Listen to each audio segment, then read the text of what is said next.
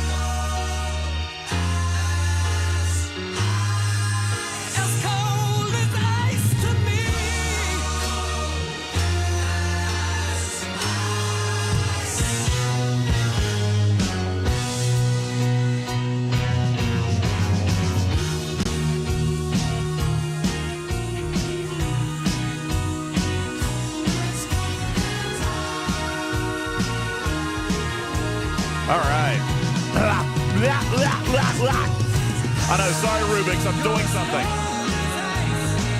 I'm doing something. That's why I picked a really long song. I feel like we should let it finish, though.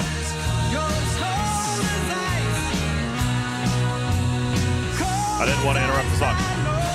Right to Live says 80 streams in and still no shirt. No way, dude. I shipped all of them. Hold on. Now you're going to make me check something.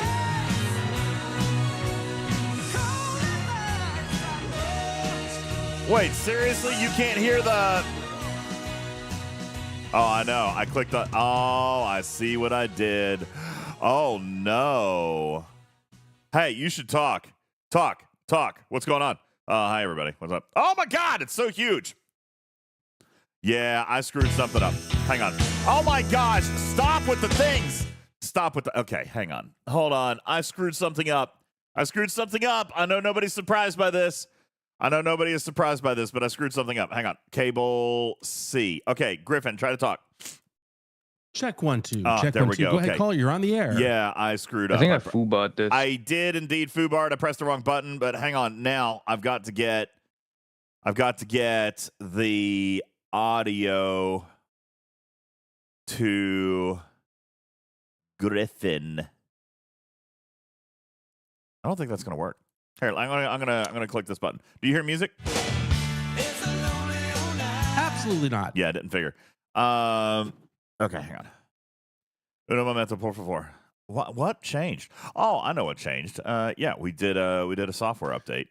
Sorry, everybody, but the prima donna Griffin can't hear the music, so we can't do anything now. Whoa, what just happened? Turn on Twitch. Oh, okay. Here, Oh, how no, about now? I'm getting double. How about now? Wait, you're getting double? Double. You're I getting think I double? foobarred this. You're not getting double, Check are 1 you? 2. You're really getting double? I'm getting double. What about now? Of me. No, I'm not. Okay. But now I don't hear the song. No, I don't hear the song. You don't hear a song? I don't hear the song. I feel like something has changed here.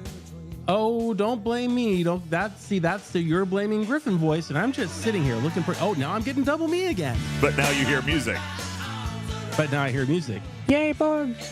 What did we do? You have patched my voice into the same thing that the audio goes through, and unlike Hamster, I can do a pretty good job talking, even though I hear my voice in the background. I've broken something. Oh yeah. You could blame the alligator. Hold on, around we're gonna the start. lake. We're gonna start the show in a second. But I have broken something. I got to turn this off before I get copyright. Also, now that I can hear myself speak, just so everybody knows, let it be heard, especially foobarred this. Cruzito, I didn't my foobar voice anything. comes to DJs like a second and a half after I start talking. So if it sounds like I always interrupt him, that's why. It's a stupid audio board. He doesn't know what he's talking about.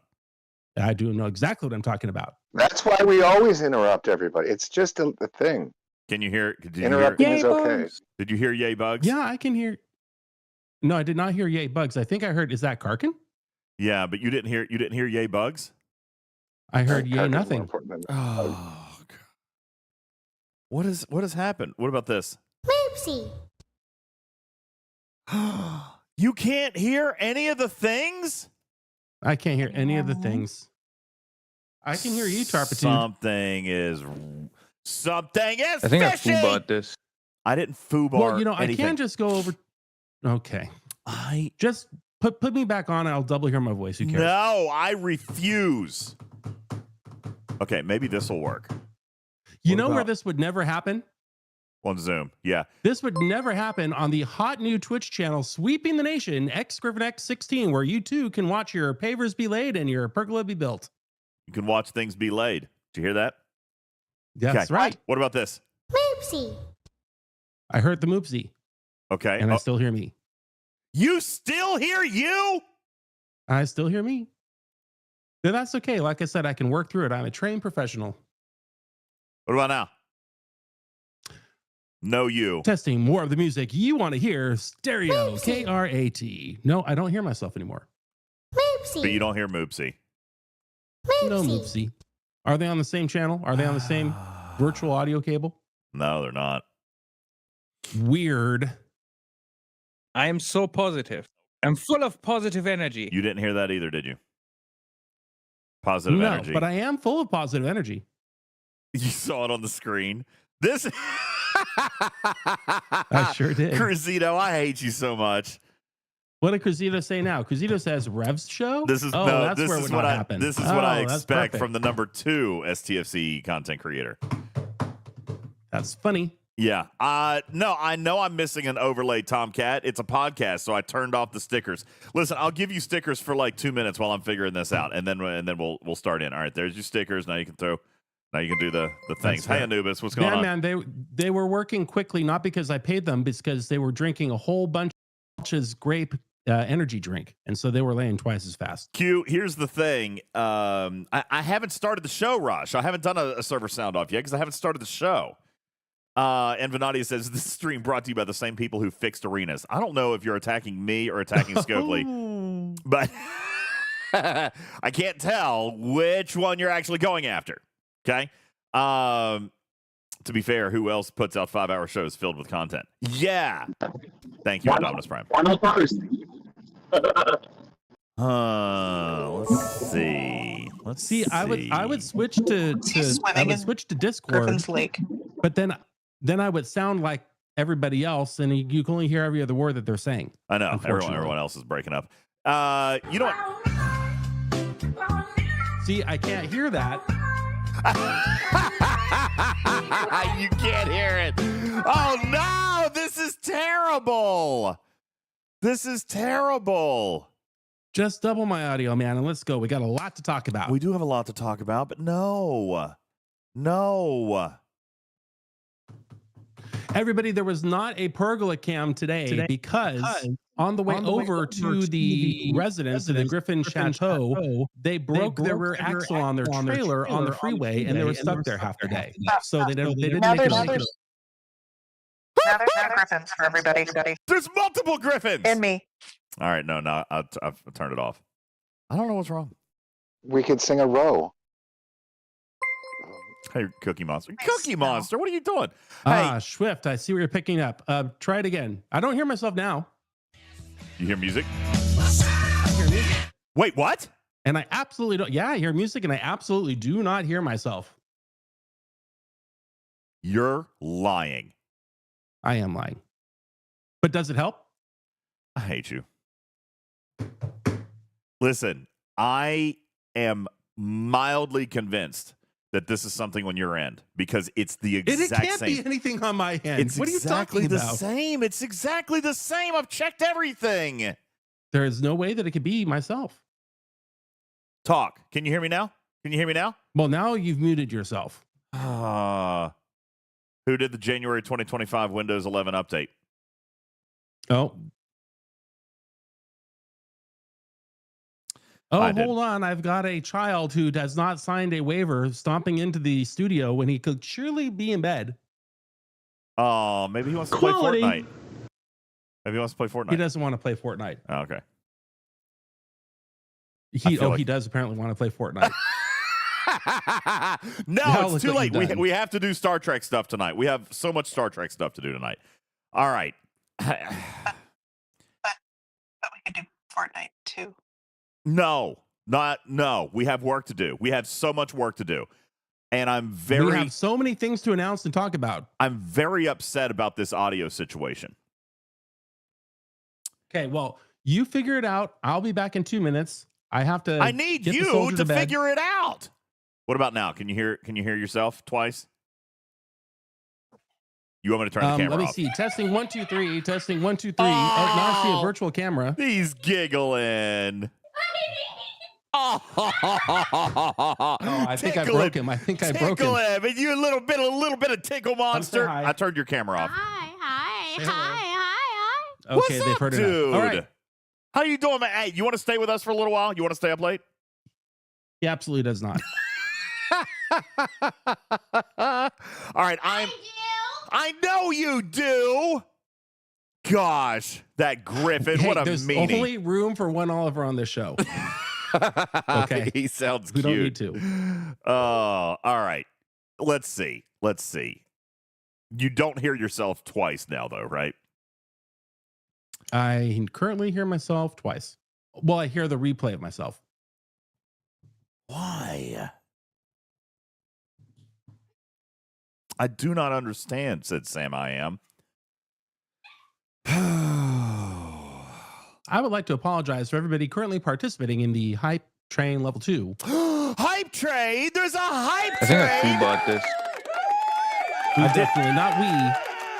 DJs who brought this. I foo-barred it. Can I turn your camera back on? Like, is it safe to turn your camera back on? Yeah, I don't care. Okay. All right. Yeah, I guess we're going to have to be done here. This was working. You know what? There's one other thing I'm going to do. One other thing. Hang on. What? You be right back. I'm going to I'll be reboot. right back. I'm going to reboot the window. Okay. All right. Restart.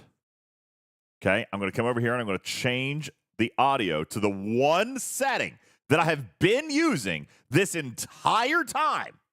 And I'm going to invite my buddy back. Okay. We're going to invite him back. Hey, engineer. Thanks for the bits. Thank you guys for the hype train, too. We're going to start the show. Cruzito says, why? All we're going to do is talk about garbage arenas and lag. Well, no. I've got other things to talk about. I still have Star Trek stuff to talk about. All right? Crazy says, how many times have we told you to disable Windows updates?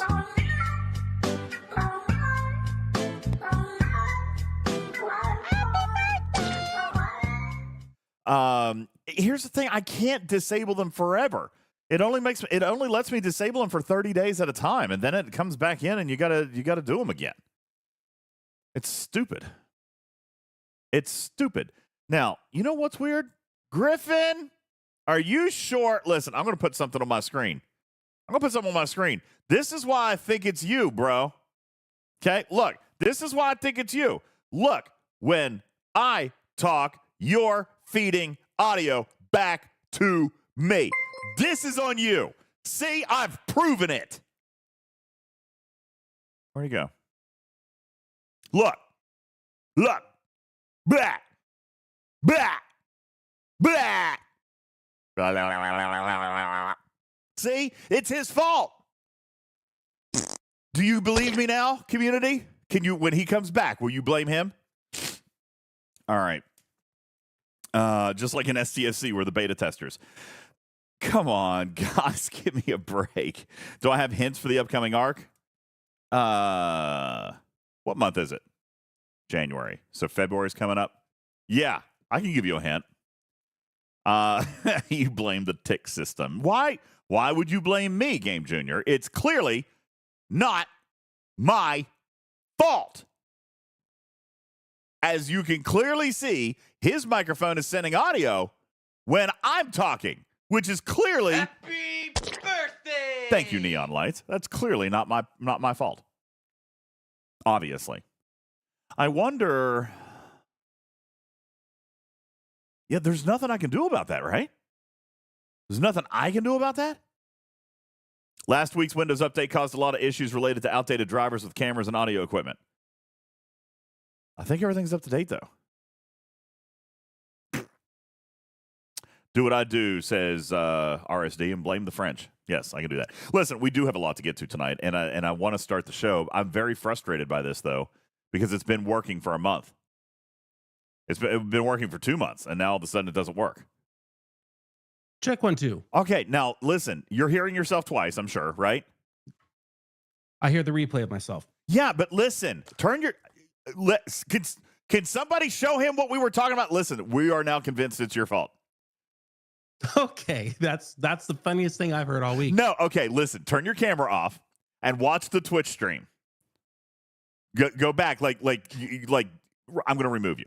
Okay. No, Hold on, wait, no, don't remove you. Just turn your camera off so I can see your avatar. Okay.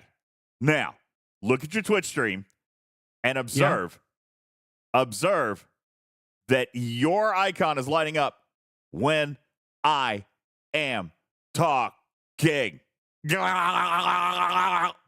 See? Look. Okay, but it's not doing that on my end.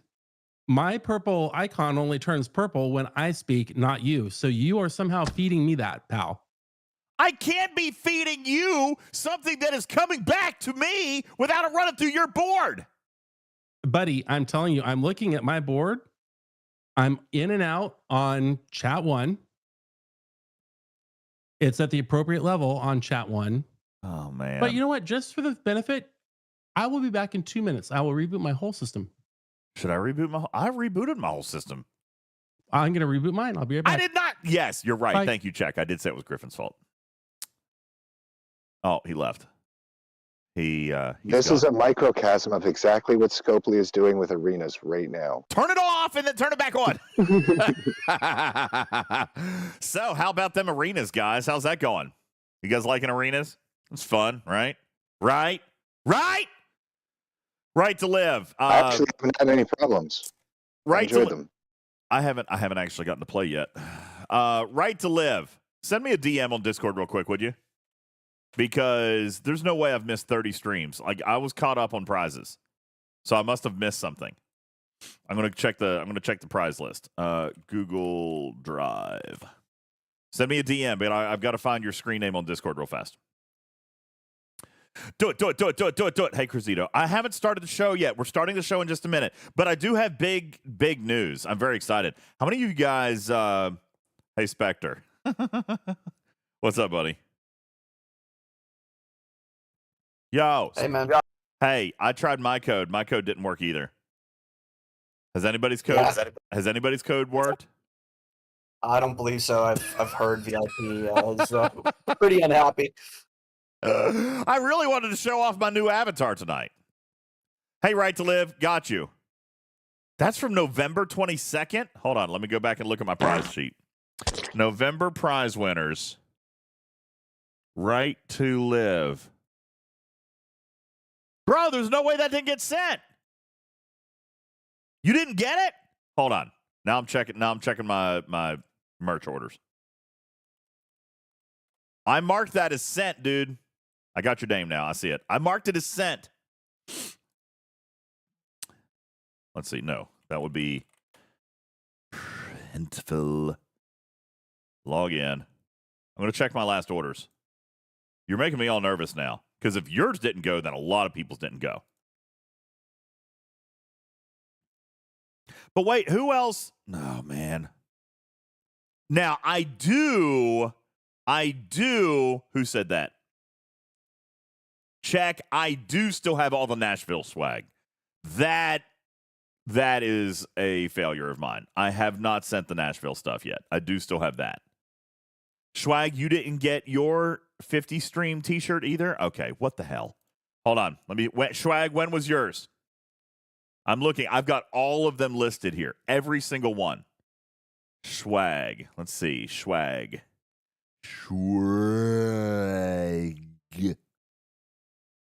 When did you win yours? Was it Swag? No, Check. Was it Check? Who just said they didn't get their Nashville stuff? Oh, Check. Check. You didn't get your Nashville stuff. Let me look. Let me look on the list. I know I didn't send the Nashville stuff, but I'm looking at the other stuff. Okay, here we go. Orders. Yeah, guys, there's been 25 delivered orders.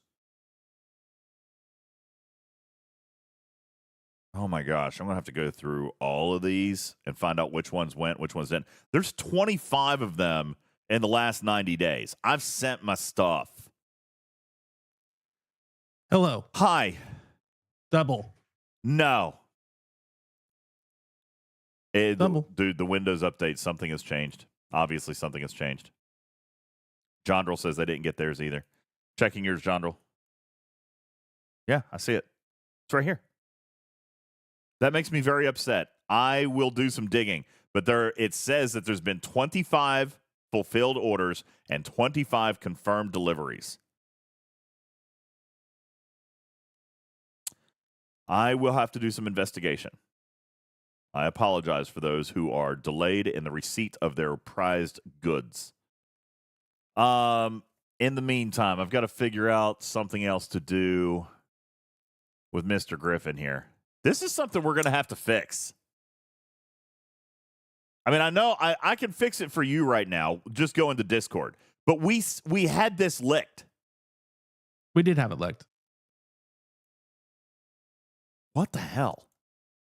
Yeah, but I'm coming back through on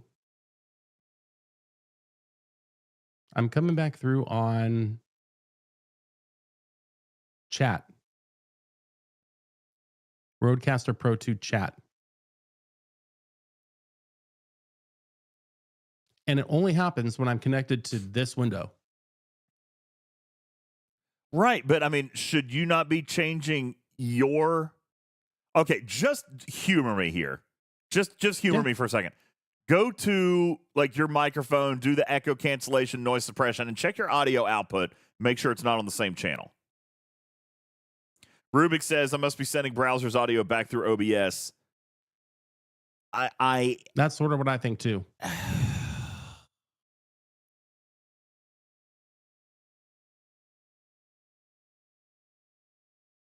I am sending browser through OBS. It has to. That's what captures Griffin and puts it on stream. But it should not be going back into Twitch. Twitch has its own input. Yeah, my microphone is Rodecaster Pro 2 Chat. My output device is Rodecaster Pro 2 Chat. Just like for months.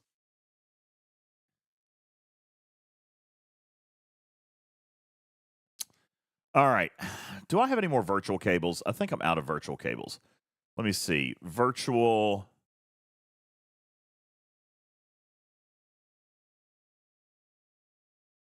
I have another idea. I'm going to try something. I'm going to try something different. I'm going to take that off B1. I'm going to come over here. Sorry, I'm really, really sorry about this, guys. We're going to figure it out. We're going to figure it out. You know what the other funny thing is? Yeah. The talk back that I'm hearing doesn't show up on my potato. That's why it's got to be on your side, right? It's just the board. Okay. So if Potato has a virtual, let's see, I need to find voice meter VIO 3 output. Where is that? I did not. You guys just bear with me. We're going to fix this. We're going to fix it right now. All right. Griffin, look at my potato. Yep. Where? Hold on. You want me to look what? Look at my potato. No. Look at it. Look at it right now. I want you to stare deep at the potato. Okay. Now. I am not doing that a second time. It's only the second time? All right. Now, if I want to route all channels through another output, a virtual output, because I've got this virtual output from Potato. Look here. If I choose voice meter VIO 3 output, it's basically, I've got one of those. I've also got voice meter output. You see these down here? So where can I designate that output here? I see the inputs. These are virtual that's inputs. Called the voice meter aux, or voice meter VIO on the left, or VIO 3 on the right. I see that, but these are inputs. I want to find the output. I want to assign all channels except for you to B1. And I want to assign B1. I want to assign B1 to be one of these virtual outs, which, by the way, don't exist up here. Look, they don't. None of them show up. So there's got to be a different place where I can choose the out, the virtual out. Hi, Picard's OnlyFans. No, I'm not going to put on marbles while I'm messing about. This is part of the Twitching Trek experience. There's 250 people enjoying this right now. Yeah, I did stop playing music. Okay. This is part of the Twitching Trek experience right here. Don't you like it? Why are all your ships dead? I got raided today. Yes, we've learned that. I got raided today. Now, shush. Okay, let me make you a deal. I will get online with you, or I will stay up late tonight, and we'll figure this out after the show. But then we could just... Oh, he's muted me now. I didn't mean to. Oh, no, but yeah, something weird happened there. Why am I using potato? I totally get that we want to get this fixed ASAP. It does not bother me. It does bother me. It bothers you knowing that it's happening, but it doesn't bother your performance. Bothers me very much. All right, fine. It bothers me very much. Hold on, I'm going to play a quick sound effect. Yes! See, that comes through twice too. Don't say anything. Not for the rest. Yes! As it should. Everything's playing back on chat, on Rodecaster chat. Where you're coming from, the loop is coming from.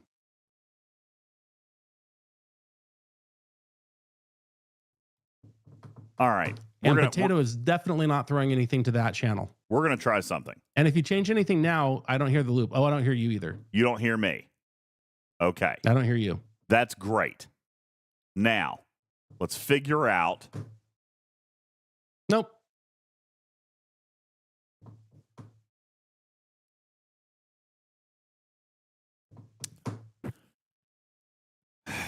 I don't know. I don't have an answer. Well, definitely undo what you just did. He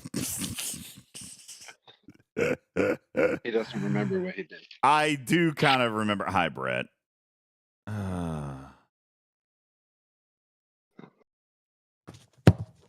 Brett says, I know it bothers me, but remember about understanding the difference between things that are in our control and those that aren't. This is in my control.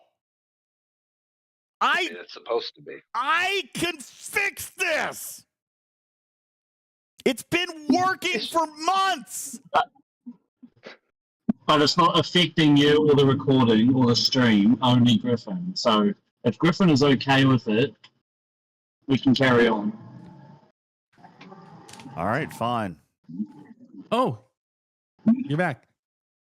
This makes me angry. I'm going to do a bad show now. I'm going to do a bad show because You're I'm going angry. to do a bad show. I'm angry now. Have a Woosah moment, and then you'll be fine. I'm angry. Does that sound like a man who isn't in control? Clearly, I'm in control. Damn it. Very Just like upset right Scopely. now. I'm very You're being upset right tarpish. now. Tarpish. Tarpish. Just Wait a sing minute, with me, is DJ. that- I is was that going to the do a laugh good of Steven podcast, Zarin? and then I Yeah, got... Steven Zarin is here. What's up, buddy? Oh, hey, Steven Zarin. What you doing, baby? Hey, how's it going? Doing good. I am Unlike doing other good. people who are not doing well. I'm gonna reboot something. Stand by. Can you hear me now? I bet you can't. Yes, I can hear you. Griffin can hear me, but I can't hear him because I turned off Potato. Right? Yeah. All right. This is the last thing I'm going to do. This is the last thing I'm going to do. And if it doesn't work, it doesn't work. All right. Griffin, try to talk. Check 1, 2. Okay. Got you. But you're still hearing double. I know you are.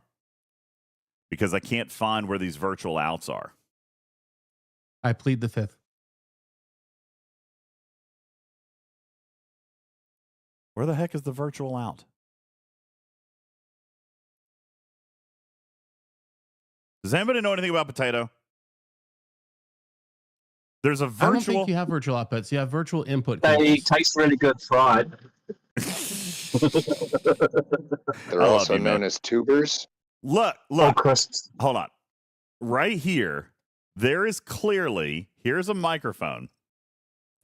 Okay, here's a microphone. And there is, in fact, virtual auxiliary outputs from voice meter. So how do I determine what is going into that output? Because I would like to forward. Get in bed. Oh, boy. He's back out of bed. He's back. Please hold. Okay. See, these, it says virtual input, but there's also a virtual output. I can see it. Hi, Zoomer. Are you guys talking about potatoes? Okay, you're talking about potatoes. Your potato, specifically.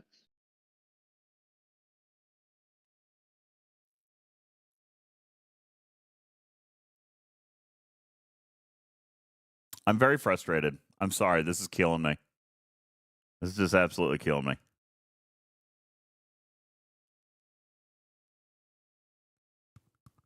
All right. I guess we're going to have to start the show.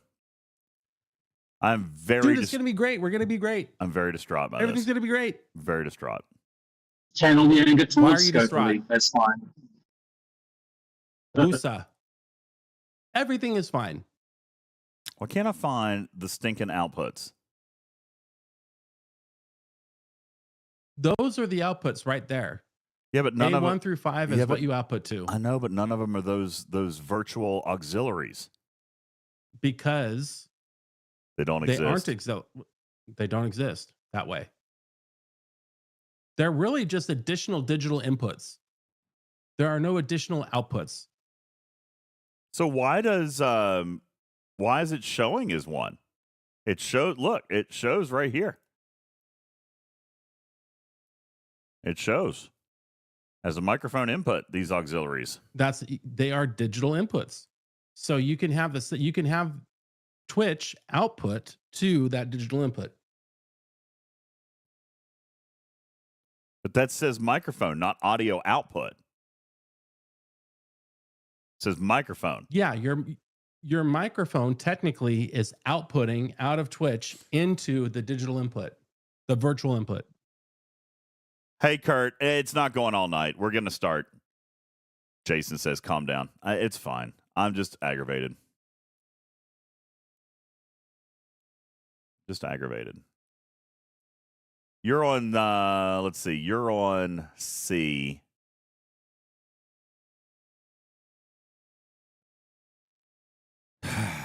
Okay. All right. I need to buy more virtual cables. There are no more. A, B, C, D plus bonus. That's it? I can't get E and F?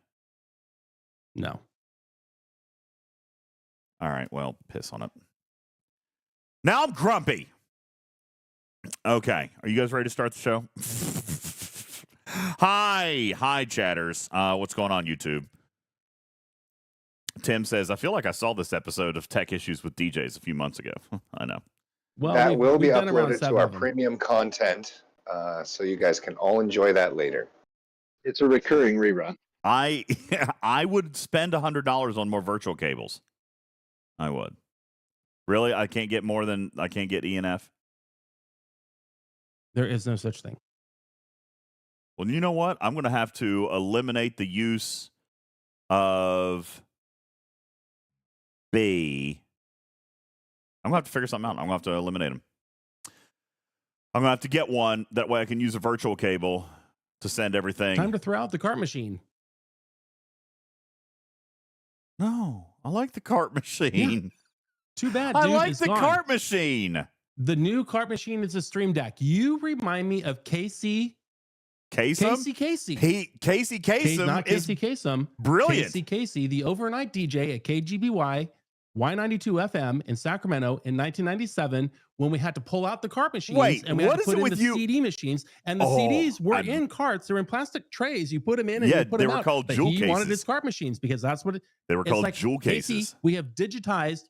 No, these were not jewel cases. These were carts that the CDs went in that looked like a cart machine, but it was for that CD. Yeah, I had those He wanted too. the cart machines because that's what he was used to. I said, had those too. Casey, all the spots are now right here on these buttons. You push the button. You don't push the cart. You push the button. Instead of doing this, you do this. And for 7 months, the cart machine, the cart machine. And the sad part about it is that story was 29 years ago. And look at you now. I'll figure it out. I'll figure it out. This is why. My name's DJz. I want my card machine. I need that card machine on that input. And there's no way that I can do a show is without my card studio. machine. This is my studio. I want my cart machine, and I want it to work. Leave me alone with my cart machine. Dang nabbit. My studio. I'm with you, DJs. I still Thank have you, a flip Karkin. Thank you, Karkin. All right, stop with yours sounds terrible. Stop it. I can't. Are we going to actually should I stop the recording and just start over again? Oh my god, we've gone 38 minutes. Yeah, these poor Yeah, I people. thought I was going to be late, but I guess I wasn't. All right, I am You're not just right on time. I am not putting this in the show. All right, delete. You won't have to listen to it in podcast. All right, cool, fine. Everybody happy? All right, see, this is what you get when you're here live. You get special stuff. All right. Gold content. Special stuff. Rubik says I it's been can't fun. believe we have the audacity to call this gold content. Who came up with that name? I didn't call it gold. Sotek says bummer. What, you want 38 minutes of garbage in the beginning of the podcast? No. If you don't turn off your light and go to bed, I will set your room on fire. Go to bed. This is not a fashion show. Oh. Anyway. That's his child. Can you believe that? He just threatened his child on the interwebs. That's so funny. All right. Yeah, Swifty says run the intro and ads because we're due for ads again already. Unbelievable. All right. We're ready to start the show. You guys ready to start the show? Thank you. You're the best. Give me hugs and kisses. Thanks. Don't forget to turn those off as a podcast. Oh yeah, I'm gonna turn. No, I leave those sound alerts on. I just turn off the stickers. All right, I'm turning off the stickers now. Stickers are going off. No more stickers. See, they're gone. Look at the top. They're gone. All right. We're gonna start. We're gonna start a show. Thanks for the hydrate, Dave. We'll start a show. Let me find the button.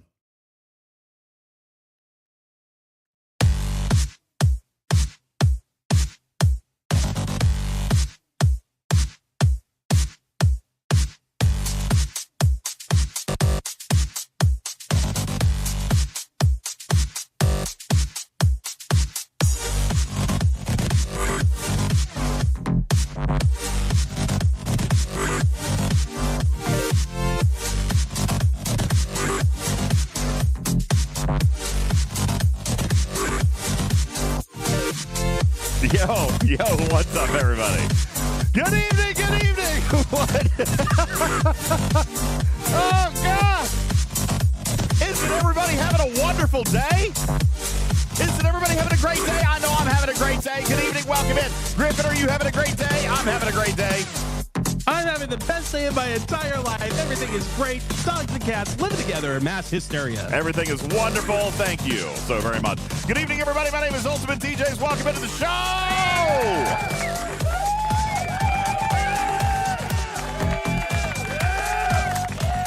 Appreciate you guys all being here. This is Talking Trek Live.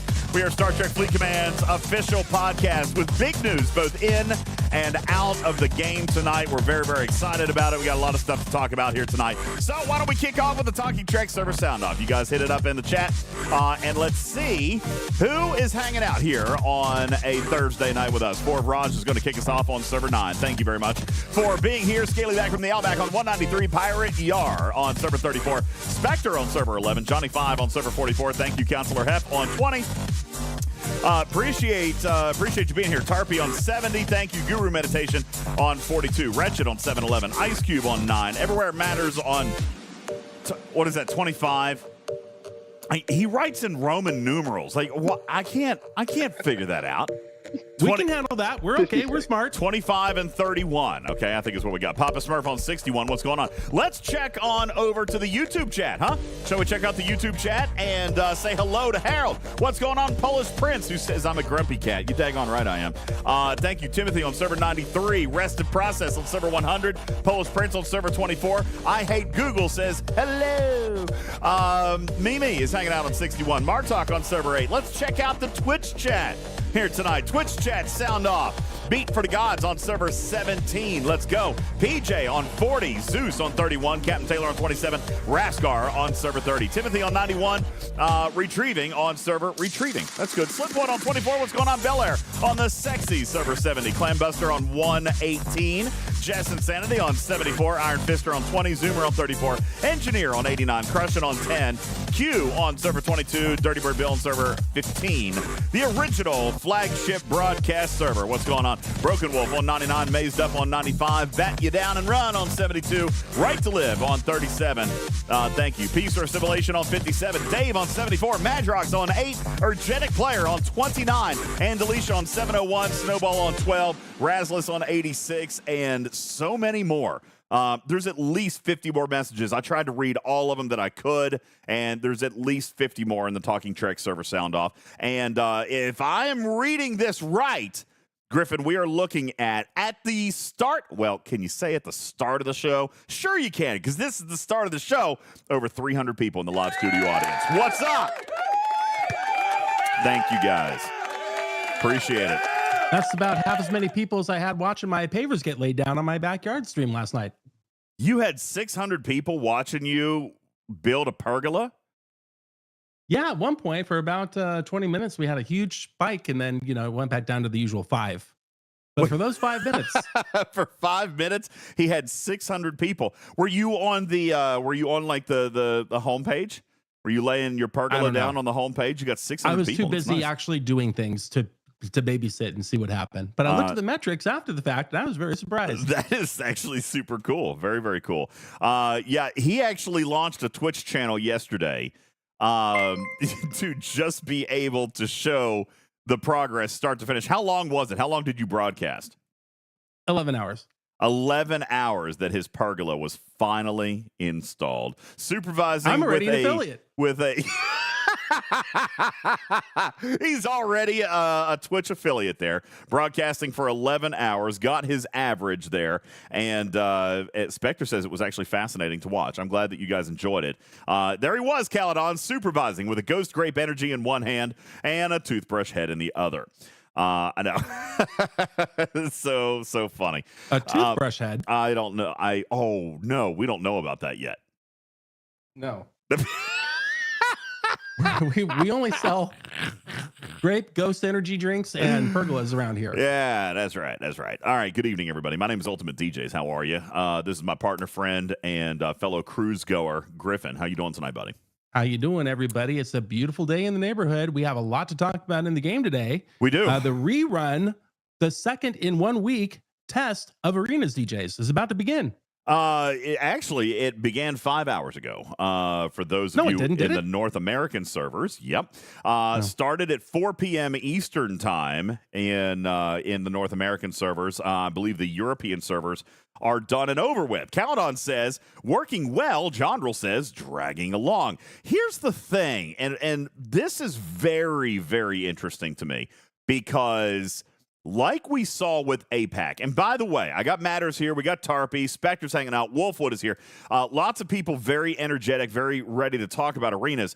What we saw with the APAC test was a lot of the same. A lot of people frustrated, a lot of people talking about it, but when we actually watched some of the playback, then we concluded, based off the four videos that we saw, that everything was fine. Then Luke came out and did another interview on StarTrekFleetCommand.com. He talked about some of the stuff that we were looking for. As a matter of fact, some of that stuff was what DJz was charged with looking for. Okay? Matters, we had talked about this. Tarpy, you had said that, hey, DJz, we're going to go back through. We're going to look at all the rest of the 14 hours worth of footage, and we're going to try to find some other of these bugs, some of this stuff. Then, the next day, DJz was let off the hook. All right, he was let off the hook because here on StarTrekFleetCommand.com, they came out from the APAC test and actually showed the same exact things that we saw. Okay? We saw the same stuff that we saw. Matchmaking, some issues there. Lag still present, but mitigated by impulse speed limits and previous optimizations. And then there were a couple of other things, like the Borg cube misplaced, not specific to Arena, but they're still fighting that. Ships attacking from a distance, which is essentially the same bug. All right. So you had those issues that popped up, and Luke was talking about those. All right. Then immediately they came out and said, okay, we're going to test another run of Arenas globally. Bacon says Arenas are worse this time. Interesting. On the other hand, a lot of people have been saying that it's better. Krusty says lag from hell. Caledon says it's been great for me. Working well so far. Guru says better, still a bit glitchy. All right. Swimbot says not as fun without the fast speed. Okay. So here's... there are notable problems here. Now, I will share with you also a quick conversation that I had yesterday. I spoke to Hammy on the phone. I actually called him up, and I said, hey, and I feel like this was my complaint. I'm not going to tell you about the phone conversation, but I'm going to tell you about what my concern was, because I had been advocating for this test. I had been advocating for this test for months, Griffin, and Scopely agreed to run it. That's great. Thank you. You had hypothesized about the impulse speed being a factor, maybe the cube being a factor, and they took your word to heart and they did just that. They did exactly that. What we found from the APAC test, the first APAC test, all right, that maybe it wasn't exactly speed that was doing it, but simply network communication failure. Okay. And by that, I mean, there's a whole, listen, the last stream was full of a lot of weird technical talk and me sounding like an idiot trying to figure things out. But it wasn't necessarily speed. It was commands given to the client. Okay. If I'm dumbing it down, it was simple inputs into the client. Inputs into the PC, inputs into your phone, okay? And whether that input was related to speed or an attack or this or that, whatever it was, okay, is accelerated or aggravated, agitated, whatever that bug is, it's agitated by the fact that speed will, as a side effect, result in more inputs into the client. Okay? As in, if I am moving at impulse 700 and I can perform a new action every 3 to 4 seconds, at impulse 275, it might be 8 or 9 or 10 seconds before I can perform that second function. Natively, just by happenstance, that's going to result in fewer inputs and therefore fewer failures in the network communications area. Okay? That's right. Inherent desync exasperated by the speed of commands. Packet drop. Packet drop. Okay? That's what we'll call it. Now, that became our evolving hypothesis. All right? That became our new form of I don't want to say theory, but based on the observation that we saw from the first APAC test, that's what we thought. So we reported those, but at that point, Scopely had already announced that they were going to launch a global run of arenas again. All regions starting on their January 30th. And I say theirs because APAC's was yesterday technically, but it was their January 30th. So APAC got a second run. Then the European Union got a run. And finally, the United States got a run. And these were listed in times UTC. Europeans, I believe, are over now. The U.S. servers started at 4 p.m. Eastern time. They end at midnight Eastern time. So by the time you're listening to this, if it is on playback, it will be over. During this 8-hour bonus run, they kind of cutely said that they were hoping for more players to be able to participate. But it's still 8 hours. Still. But at least it was on a different day. It was on a different day. Just saying. Okay.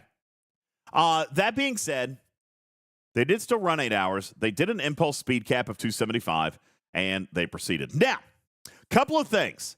A few people said the 275 impulse speed cap did not apply. It did. Okay? Some people said, Griffin, that they still were seeing more. Well, they didn't change the display. It was just a cap.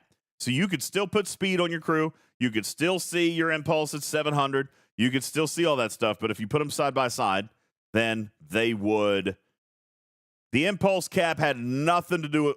Oh, I see what you're saying. Thed says impulse cap made matchmaking worse. Matchmaking wasn't worse. Okay? Matchmaking was not worse. But the fact that smaller players could not evade the larger ships is what made it worse. Impulse had nothing to do with matchmaking. But as we discovered, Impulse is, it's not as we discovered, as we reaffirmed, Impulse is the strategy when it comes to arenas. I was actually able to get away from bigger ships because they were capped. Because I could reach that same level, so I could actually get away from them. More so than someone with a speed cruise. So, well, that's I'm true. going to take a complete opposite position to that theorem. Yeah, I'm with Karkin on that. Okay. Well, some of the chat, Mordead agrees with Karkin as well. So does White Wolf. Some of the chat taking the opposite perspective, though, saying that the impulse cap made matchmaking worse because they couldn't get away. Well, why couldn't you get away? Because you could have had the same impulse they did, to a fair point. All right. Krusty the Gnome says, I was actually able to avoid more because everybody was there. Okay. So, Shiz actually has an interesting comment, which we're going to talk about here in a little bit. Don't let me forget about that, Shiz. Okay. But what we saw with this test is kind of reaffirming that impulse was the way to go. That is the strategy. And we saw markedly better performance in gameplay. Now, there was a couple of things that we're going to talk about data-wise coming up here in just a little bit, but the Scopely servers saw fewer errors, fewer connection issues with the first APAC run. Okay? I don't know what the situation is on this global run because I've seen both positions in chat. Griffin and I have not played. It's been a very busy day. He's been busy. I've been busy. We actually have some huge news to share with you guys coming up here in just a little bit. Somebody get Moopsy in here. We're going to talk. Moopsy. Hey, Moopsy. Somebody get Moopsy in here. Whoopsie. We're gonna talk about that here in just a little bit. We got huge news. Are you engaged finally? Anyway. Or are they about his biceps? Just before we move on, because we haven't made this point verbally in the podcast, nobody's position is, aha, something has been fixed. The impulse cap should stay this way. Yes. The only purpose of this test is to show Scopely what they need to improve upon, which is how many commands per tick they can handle without things going kaboom. Exactly. And I appreciate you saying that. Big one right there. That's impressively large. It is. Thank you. That is exactly. I appreciate you bringing up that point because that has been something. If there's been one thing the community's been railing on me for the last 48 hours, it's this doesn't fix it. But is this fun? This is terrible. This can't be the fix. Okay. Sounds like something Cruzito might say. Yeah, maybe. All right. Now I am going to follow that up by my phone conversation yesterday with Hammy. All right. Because I did admittedly become concerned when I read this blog post posted yesterday when they're going to test a global run at Impulse 275. I did not want this. Okay. Now, I'm fine with it, by the way, for another test on a larger scale. Fine. They need more data. Yeah. Need more data. But I got a little bit of a sneaking suspicion that they are thinking, aha. APAC ran great. We fixed it. No. No. Okay? I know, Cruzito. The communication almost makes it seem like they think this is the way it goes. No! Oh! No! Retrieving says, Scopely, please don't see the improvements of the impulse cap and let it run that way as the path of least resistance. Absolutely not. I actually picked up the phone and called Hammy yesterday. Not on Discord, didn't send a message, didn't send an email. I called him on the telephone because I said, hey, listen, I'm all for more data. I'm all for more testing. I'm all for more stress testing. But guys, this is not your fix. This is not the fix. As a matter of fact, thank you, Rocky Mountain. I'm going to read some thank yous here in just a second. Rocky Mountain, thank you very much. You're awesome. I'm going to read some thank yous in just a moment. This cannot be the fix. As a matter of fact, quite the opposite. This was designed to help you identify and isolate a problem. Now, I did actually say this, Griffin. You've got two choices, Scopely. You can use what you've learned. You can get Luke in there. You can dig around in the code. And you can fix what's broken. Or you can say, 275 Impulse fixed it. Ta-da! Now, I'm here to tell you, Scopely. I can't get behind that solution. I won't get behind that solution. That is not a solution. That's not a fix. I'm going to be very kind when I say that is lazy resolution. That is not you fixing anything. That's you changing the parameters of how the game is played because your game can't handle how the game is supposed to be fixed. You've got so many problems with this. It's not even kicking the can down the road, Van Man, because it's not kicking the can at all. They're going to say fixed. How many of you guys, let me just ask, how many of you guys spent money on Alexander Dane? How many people have spent money on Impulse Research? Primes or favors or whatever. How many of you have spent money on other officers at any point in your STFC career? Have spent money on other officers to enhance speed? You cannot make this the solution. I wanted this test to prove it was a factor, not to say that's the answer. And I will not stand by quietly if this is what you deem the solution to be. DJs? Hang on. Go ahead, Trappy. Okay. So I did 3 arenas so far today, and I screen recorded all of them. And the worst one was the one with more than one battleship in it. The other 2 had 0 battleships, 0 mantises, or maybe 1 mantis. And the worst one had like 3 cubes and 2 mantises. So that tracks with the other observations we made the other day. Well, the trouble with that observation is that it's not happening with battleships. If anything, it happened with a couple of specialty battleships. All right, but we saw it specifically with Mantis, and we saw it specifically with the Borg Cube. Now, but we saw other battleships, faction battleships, that rolled through just fine. Okay, that's right. Like, I see that. Shiz says, I throw my Newton in there, and it doesn't seem to mess things up. The faction battleships don't seem to be a problem. Now, Sanguinator says, next fix, ban battleships. For the record, I am going to suggest a test that only allows faction ships. That is going to be my next test. Okay. Do you think it matters if they're battleships, or do you think it's the special ability? Because if it's the ability. Special ability, then the protector is a contributing factor too, because of the Omega 13. Well, and people bring Titans too. I know.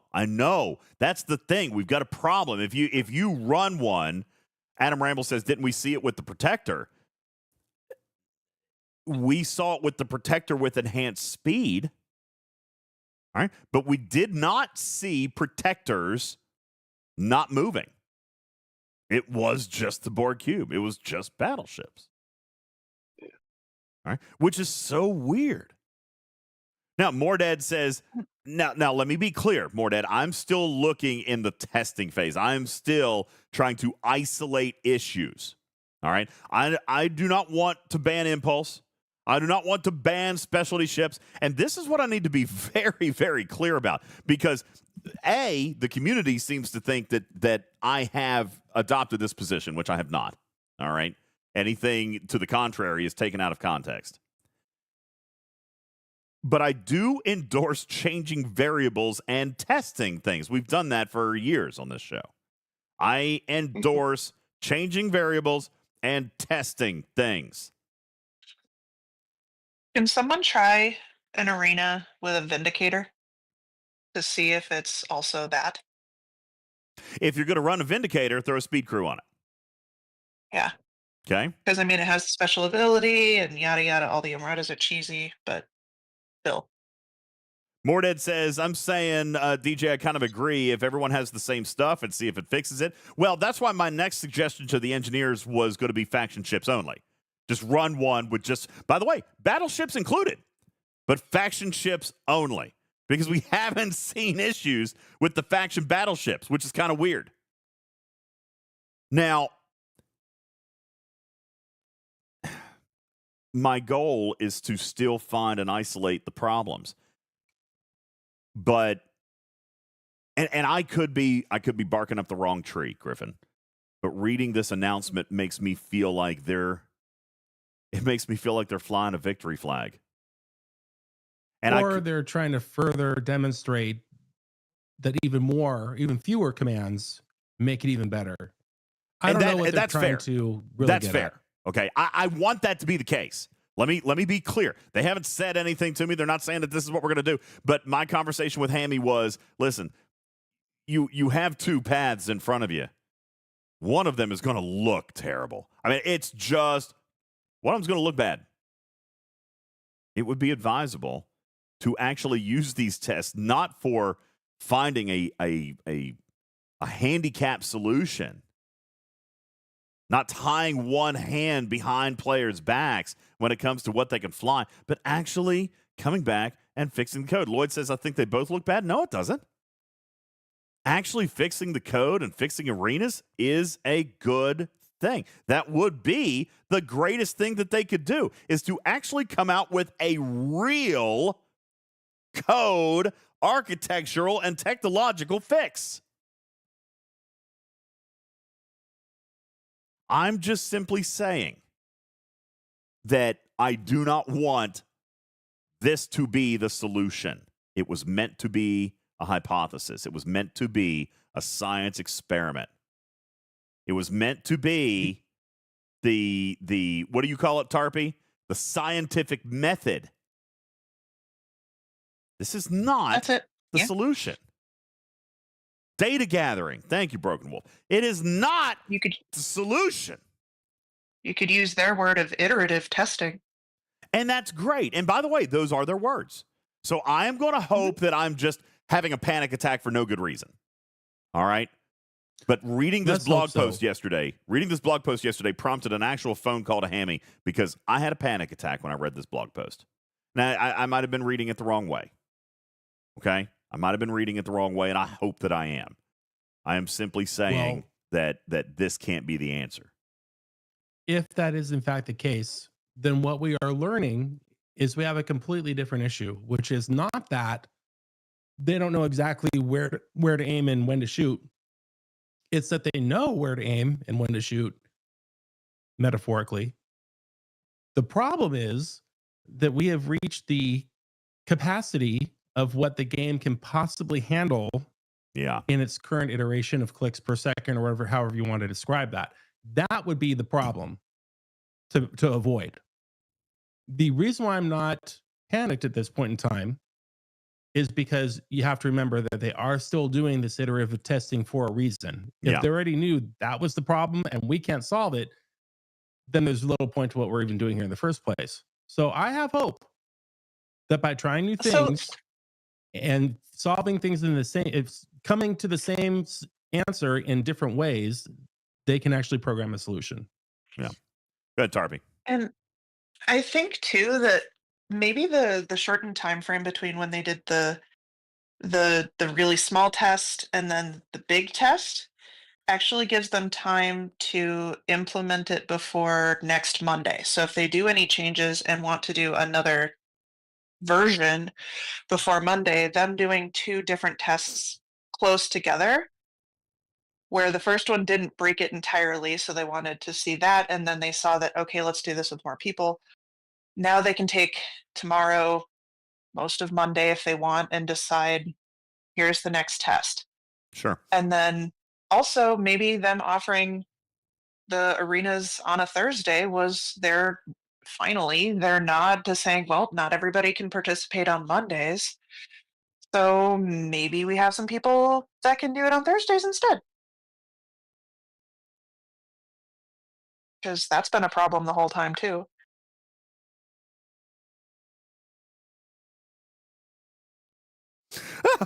So see, there's a lot of optimism here. Sorry, I just got an Who email. keep texting? Back. I was going to say, did I break something? Because you went silent. Hi, back. No, I just got a text regarding our big announcement today. Oh. Ooh. That's pretty cool. It's kind of cool. Anyway, very excited about this. I really want to tell you now, but I've got other stuff to do. Anyway, so listen, I want to transition a little bit from my dangerous interpretation and what I still want out of this testing. I want to transition into what testing has resulted in this particular place. Okay. As in what we saw from APAC 1, now what we're seeing from APAC 2, EU 1, and NA 1 with regards to these tests. I would like to hear directly from the community, as in, yes, for the first time in months, we're going to open up the stage. All right. I want to know specifically, and we're only going to do this for about 20, 25 minutes. I want to know specifically how your arena experience was today. And what I mean by that is I with all respect to some players, I do not want, it's laggy as hell. All right. I want to know how many desyncs did you experience. By the way, I do want to thank everybody who submitted arena playtest information. Tarpy, if I'm not mistaken, looking at this here today, oh God, we received, is that possibly correct? How many responses were in it yesterday, Tarpy? Not that many. Comparatively. 14 hours? Yeah. Is this right? Are we up to 40 hours of video submissions? Oh, Lord. Dang. That's a weekend. Can we divide and conquer on 24. Daystro says 24 hours. 24 more hours? No, there's got to be more than there was. You mean 24 more hours? Holy Lord. Anyway, there is tons and tons and tons of data. And Daystros and the Talking Trick Lab Rats are going through it. But what we specifically identified yesterday were desyncs. Okay? Specifically, if we were looking at what the news blog post talks about here, we're talking about specific ships attacking from a distance and battleships / Borg Cube / Mantis, whatever, being misplaced. All right, that's what I'm referring to as a desync. Now, they still talk about lag. I am not hearing a great deal of conversation about how lag was necessarily improved. What I am hearing and seeing was that the gameplay was smoother, which could ultimately be an impact, a direct impact on lag. All right. I've seen very, very few can't warp into arena. I've seen all kinds of complaining about matchmaking, which I still think the community is being quite sensitive on. I saw a screenshot earlier where a 62 was fighting a 60, a 58, and a 54, and they thought that was horribly mismatched. That was the 62, but the starter of that match was a 56, and they also had a 50 in there. See, you got to remember, some people are working the spread, guys. All right? You should be working the spread too. All right? If you go in with 3 level 70s will dominate. But if you go in with a 60, a 60, and a 61, and you get put up with a 64 or a 66 and a 62 and a 50-something, I mean, that's going up against a team who's working the spread. All right? Now, Zoomer says one of my alliance mates was against 3 level 70s. Some of that's going to happen. All right? I mean, that's going to happen.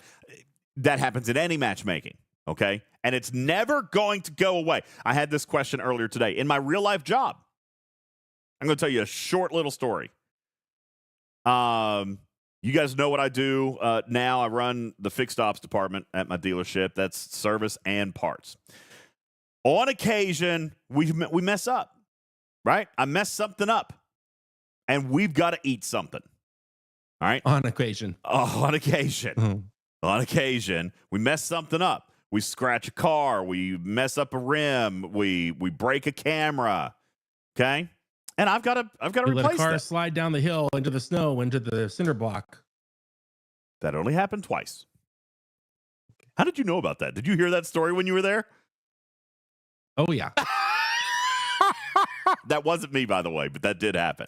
Uh-huh. All right. Now, Candy White says it's usually service. Parts never screws up. Oh, that's funny because a buddy, the parts manager, said that to me kind of today in jest, and I about laughed and slapped him at the same time. But here was the thing, okay? I had to eat a job, a whole job, parts and labor. We messed it up. Ooh. Had to eat the whole job, $800 some bucks. Okay. I had to ask the parts team to cost their parts. Okay. They didn't want to do that. It's not our fault, they said. It's not our fault. Where's the teamwork on that one? Well, not our fault, they said. Oh, wow. They wanted to keep the gross, the profit, the margin on that, even though I had to eat the job. Now, fortunately for me, I'm in charge. So I can say, cost the parts out. But I also have to explain the mentality of, we are indeed a team. We all have roles to play. If one of us messes up, one of us has got to bail the other one out. Listen, if parts messes up, right, Candy, and orders the wrong part, I'm the one that's got to deal with the customer and then the mechanics to try to get them back on schedule, even though we're 2 days behind on parts now. Or promises a customer same-day turnaround on a part and orders it from a dealership warehouse where the part is then not available because they're closed. Sure. Okay? So things like that have to happen, and we've got to come in and cover each other's backs, and now I have no idea where I was going with this example. It has to do with teamwork. Working the spread. Okay? And I don't remember if that was the example I was trying to make. I've kind of forgotten now where I was going with that. But regardless, when you're forming your team here, you've got to work the spread a little bit. I feel like that's not where I was with this. I feel like that's not what I was trying to do. Cruzita says, oh, good, I have time for a snack. I feel like that's not where I was trying to go with that conversation. But working the spread is what matters. Welcome to my world. It took me like a whole second and a half. Maybe I am in your world right now, okay? It took me a second and a half to get that. Anyway, these teams that are working their strengths as compared to going in. And by the way, some people don't have a choice. That's another acknowledgement that I have to have. That's a failing of Scopely that we've got to have. Okay? You have to be able to understand and recognize that not everybody can. I'm not saying that you have to work the spread or you're going to lose. I'm saying that that is a positive community-generated strategy that is working. And if you're able, you should try to do that. Cruzito can't, though, for example. Omicron can't, for example. When you only have 2 people in your alliance within your ops range, there is no spread. I agree. Which is why you also can't go back to 5. Which is also why you can't do what some people are calling for and dropping the matchmaking to be even more narrow.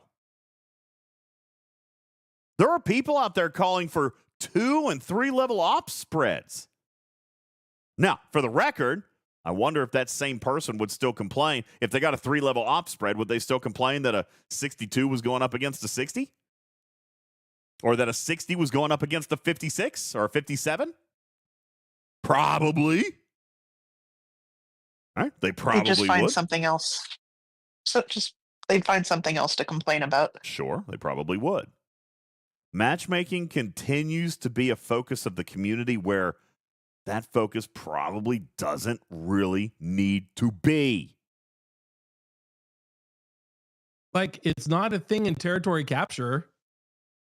I mean, you could get railroaded by somebody 25 levels up from you. Why are we so hyper-focused on that spread in this particular feature? I find it interesting. Spartan says 70s versus anything not 70s is BS. It's going to exist. It's going to exist. Oh, okay. So this is where I got my example from. This is where I was going with the story. So the parts manager says, after I tell him he has to cost out the parts, and he's fussy with me, because, by the way, he's paid on gross. Okay?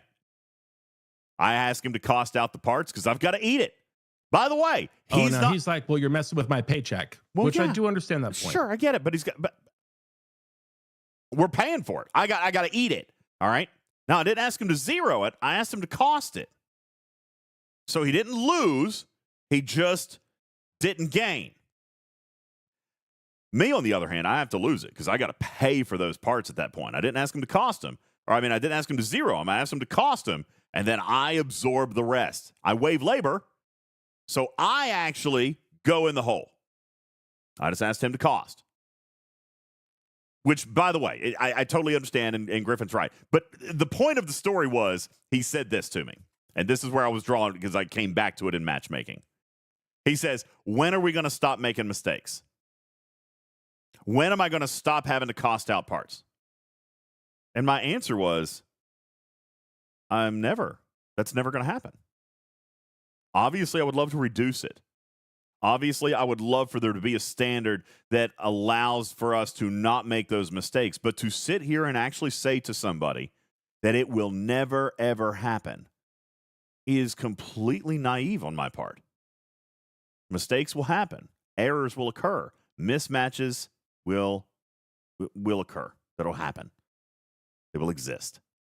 So thank you for putting me back on track, which is what you were saying a second ago. 70s versus anything other than 70s is BS. It's inevitable. It's inevitable. Some mismatches will occur. It is inevitable. Okay? And no, Jamabi, you can't have a forfeit button. Because what this community would do, and by the way, I'm not being offensive, just tell me if you would do this. Since Jamabi's asking for a forfeit button, what would you do? You would forfeit. Which means the players who are always going to be considered the favorite, not the underdog, would literally never get to play. Because everybody who would go up against it would be like, forfeit, I'm out. Nope, can't win that one. That's unfair, unfair, unfair, forfeit. Nobody would ever end up playing. Because somebody's always going to be the favorite. You would farm it. People would join and quit over and over and over again. Absolutely no. You can't even have a surrender button, Picard, because then nobody would get to play. The favorite, You're so right. The favorite would And always be forfeited against. And in the arenas, how many times have we seen the underdog win, which is the ironic part? And that's very true. It's very true. Now, Swimbot says it's already like that. People just AFK and don't play. I guess so, but at least there's some semblance of being able to get in there and play. Listen, let me draw another analogy. You guys complain about Alliance tournaments. You guys complain about Alliance tournaments because you say that they're too clicky and mundane. All you do is sit there and click. How fun is it to sit there and click refreshes? Do we hear that? Now let me ask. How fun would it be to sit there and join over and over again, only to be forfeited against over and over and over and over again? You're right, Tomcat. Even the losers get free ship repairs. What do you have to lose? By the way, I've gotten in there and played with 70s. And you know what? I know I'm going to lose. I shift my expectations. Let me see if I can get an Armada off. Let me see if I can get a few points. Let me see if I can outsmart Jonathan Ingram. Just once. You can't keep your shield up, bro. He raided me again today. I don't know if the video's up I yet. know he did. He got me. He got me good. All right. All right. So here's the thing. There are complaints that are legitimate, and I don't want to spend all this time talking about matchmaking. I simply want to say, as I have said all along, I appreciate and respect that some matches feel unfair. By the same turn, you're going to have another match that you'll be the favorite in. I don't see you trying to forfeit that one. I don't see anybody out there saying, oh, well, I feel bad. I'm going to crush that little player. Nobody's saying that. Y'all will take the easy win. But when you're up against a 70, you just want to bow out. Now, DeHaggis is right. On top of all that, matchmaking is not the problem, or not the biggest problem. I can admit that it isn't perfect. But you guys are losing sight of the technical problems that exist here. Speed, ticks, architecture, lag, stability.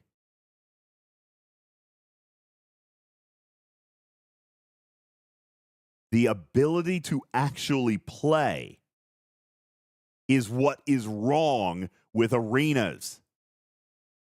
The ops restrictions, the time of day, the limitations on teammates, those are problems.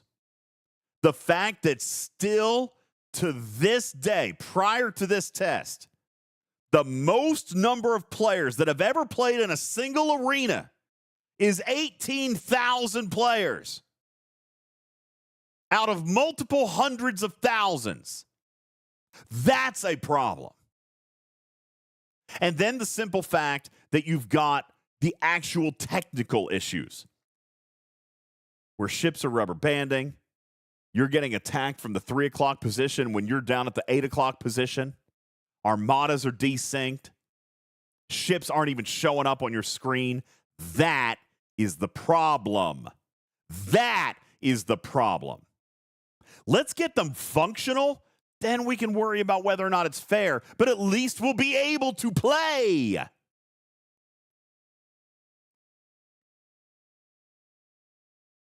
Now, Cruzito says, I can't believe I'm saying this, but Griffin is right. What? I'm sorry, what? I'm sorry, what? He says, Griffin is right. With TC, the bans don't exist. Arenas shouldn't have them either. Oh, my gosh. Can you imagine the tears? Can you imagine the tears? I don't care. I would just like to be able to play. I will die on that hill. I've got 5 people who want to play, and none of us can in our alliance because the 3 of us can't fit together in a band no matter how we try. There you go. And wouldn't it be more fun to at least be able to play? That's what I say. And have, like, you know, somebody that you bring along with you? That's kind of what I'm saying. All right. And it's not. Come on, man. It's not about wailing too hard. I mean, everybody has different positions in this game. We warned people at the beginning, we warned Scopely, that this feature would only encourage whale banding into a single alliance. It's a problem. Fortunately, a lot of players have not fell for said scheme. So I know some servers have, but not every server has, and a lot of servers are maintaining their architecture of alliance and server power, thankfully. All right, I was worried. I know some of you guys were worried about that in the very beginning, was that some people may end up just completely topsy-turvying the server power stretch or power distribution. Ice Cube says, make it so we can make teams outside of our alliance. I know that they are actively working on it. They are actively working on that, but that's a totally fundamental change in the code. That's going to take some time. So I come back to what I said 15 minutes ago, and then I got onto a point. I would like to know specifically, related to the issues that Luke talked about, desyncs, specific issues where I can't warp in, lag, specific examples of lag, as in the Armada timers aren't right, or maybe the Armada. We saw this one, not this past week, but one before, Griffin, where you're sitting, like, you're supposed to be in the Armada circle, but you're not actually in the circle. You guys remember that one? How many of you guys, I know I saw somebody with that today, that they were trying to start an Armada, but they weren't actually in the circle. That's what I want to hear. And by the way, what I have heard and what I've seen across the several Discords that I popped in on tonight, including our own, was that, crazy enough, lag wasn't a major issue today. Now, I would find that to be an improvement if that's the case. Although David says arenas are worse. Lag, can't repair, can't move. Very curious about this specifically. What's your internet connection like? What client? What phone are you on? Are you on PC? Because that doesn't seem to be the common feedback today. Moreover, though, we are now seeing definitive proof that packet loss is a huge culprit in arenas. It's the problem in arenas. And you're right, DJs, because for all of the feedback that we get about all of these lag issues, we never hear, oh yeah, I'm on 2 bars of 4G instead of sitting on Wi-Fi 7. Yeah. Nobody talks about their internet connection or their Wi-Fi. Yeah. Because that's not a part of the problem, obviously. How could it be? Well, but it can. All right. And by the way, of course it can. But, okay, there's a big but there. This is a mobile game. I know I've been on the other side of that argument. No. This was a mobile game. Until they take it off Google and apps and Apple stores, it's still a mobile game. Yeah, okay. Maybe still a mobile. This is also kind of a mobile game, but it's not just a mobile game. Because if it were still just a mobile game and these clients didn't exist, we would not have half the features that we're playing with today in this game. I agree with that. But that does need to be a point that is brought up for awareness, is that this game, we talked about this last week, this game is becoming more than even it can handle. I'm torn on agreeing with Griffin, because while it's not a mobile game, and by the way, I meant to say that, it's not built as a mobile game. It is still, by definition, a mobile game. So for us to disavow network, speed, cellular connection, internet speeds, et cetera, that is irresponsible of us. It's also irresponsible of Scopely. Okay? We have to acknowledge that our devices may have limitations, but Scopely also has to find a way to optimize the network and optimize the code to allow these to play, because this is what your game is. Right here. If you really want to bark up that tree, you got to take arenas off mobile devices. And I know that's a wild statement, but it's kind of true, because you have up to 6 different people from different parts of the entire country, each flying 2 ships, throwing multiple commands a second at the servers, and you expect them to line up dead bang to the point where we have the audacity. I'm sorry, I'm hearing my voice in my ears, but it's not his fault, it's mine. Where we have the audacity to ask people to send in videos where we will analyze them in real time and expect them to line up to the millisecond. So Otter says, are you saying, DJ, that this is the wrong content for the game? No. Kind of. But no. But yes. It's the content we want,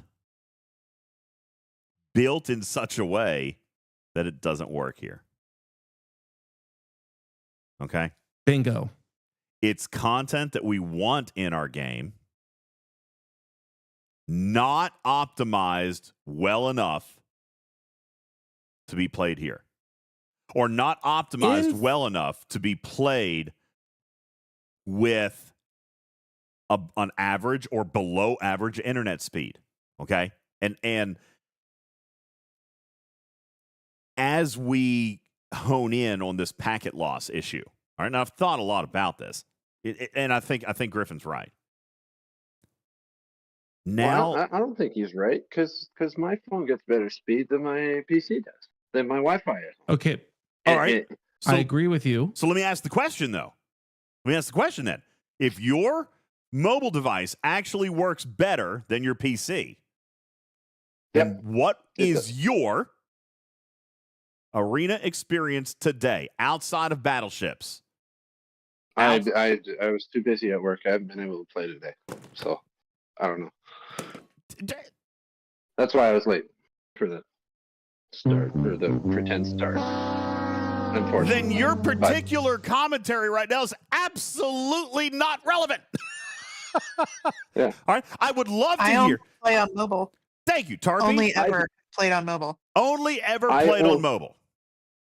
I only play on mobile now because I was having more issues in wave defense playing on PC.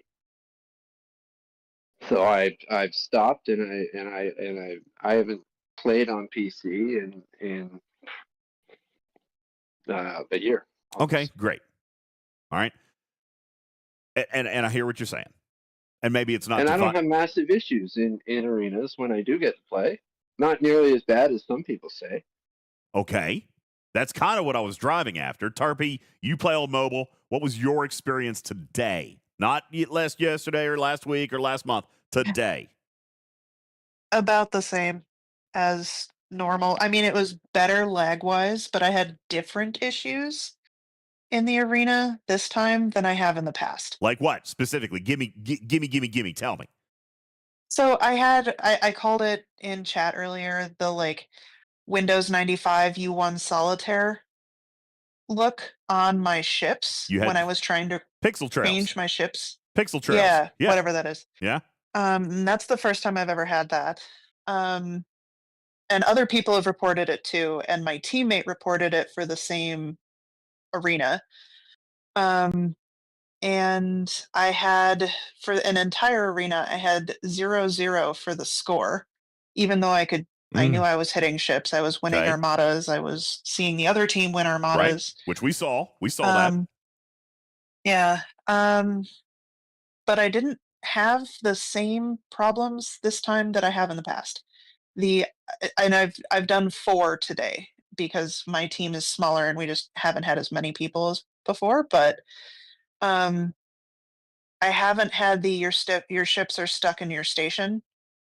I haven't personally, and I've seen other people say they've had this issue where armadas wouldn't respawn.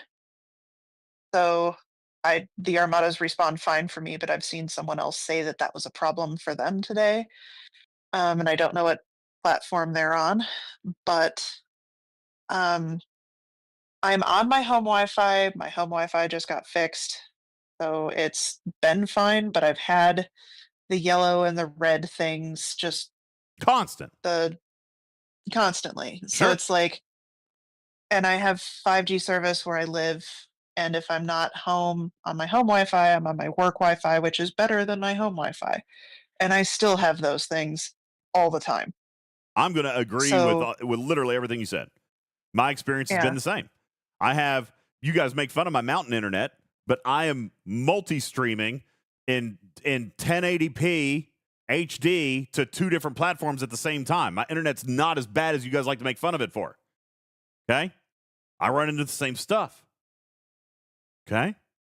What we must remember is that in the equation of arenas, you are one of six variables. Yep. But, you know, I'm reminded, so since you bring that up, let me ask a question. Let me ask a question about how STFC works, because I'm not entirely sure of this answer. Should it not matter what your connection is for my game experience? Like, shouldn't my game, like, this is going back. You remember, okay, you guys know I used to play Halo back in the day.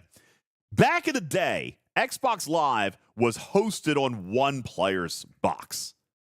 Okay? Like, if I played Halo Online, I was the host, and then other players got to play on my box. You guys remember that? Okay? Now, it doesn't work that way anymore. All right? At least not for most games. You play on a server, you play in the cloud, et cetera, et cetera.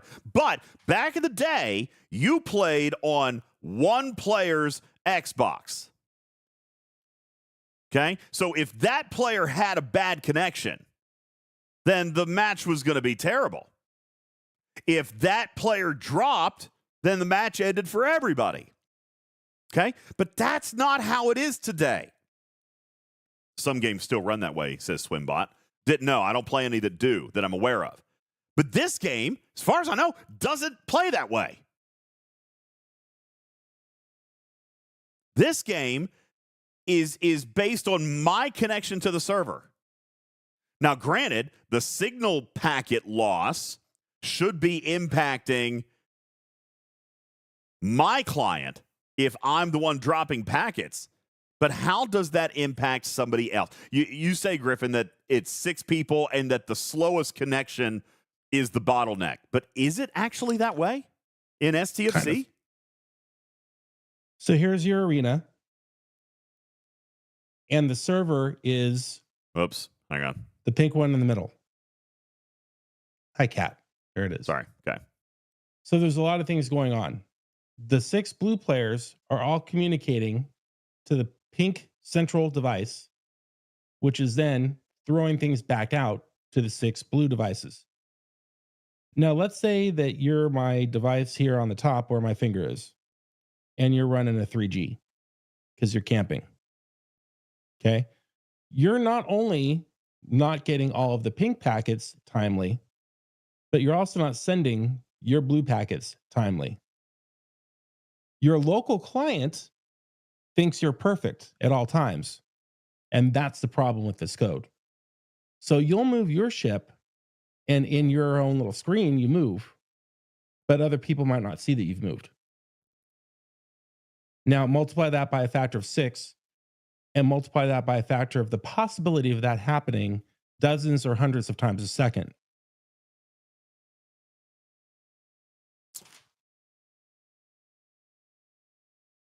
I still feel like that affects my own client.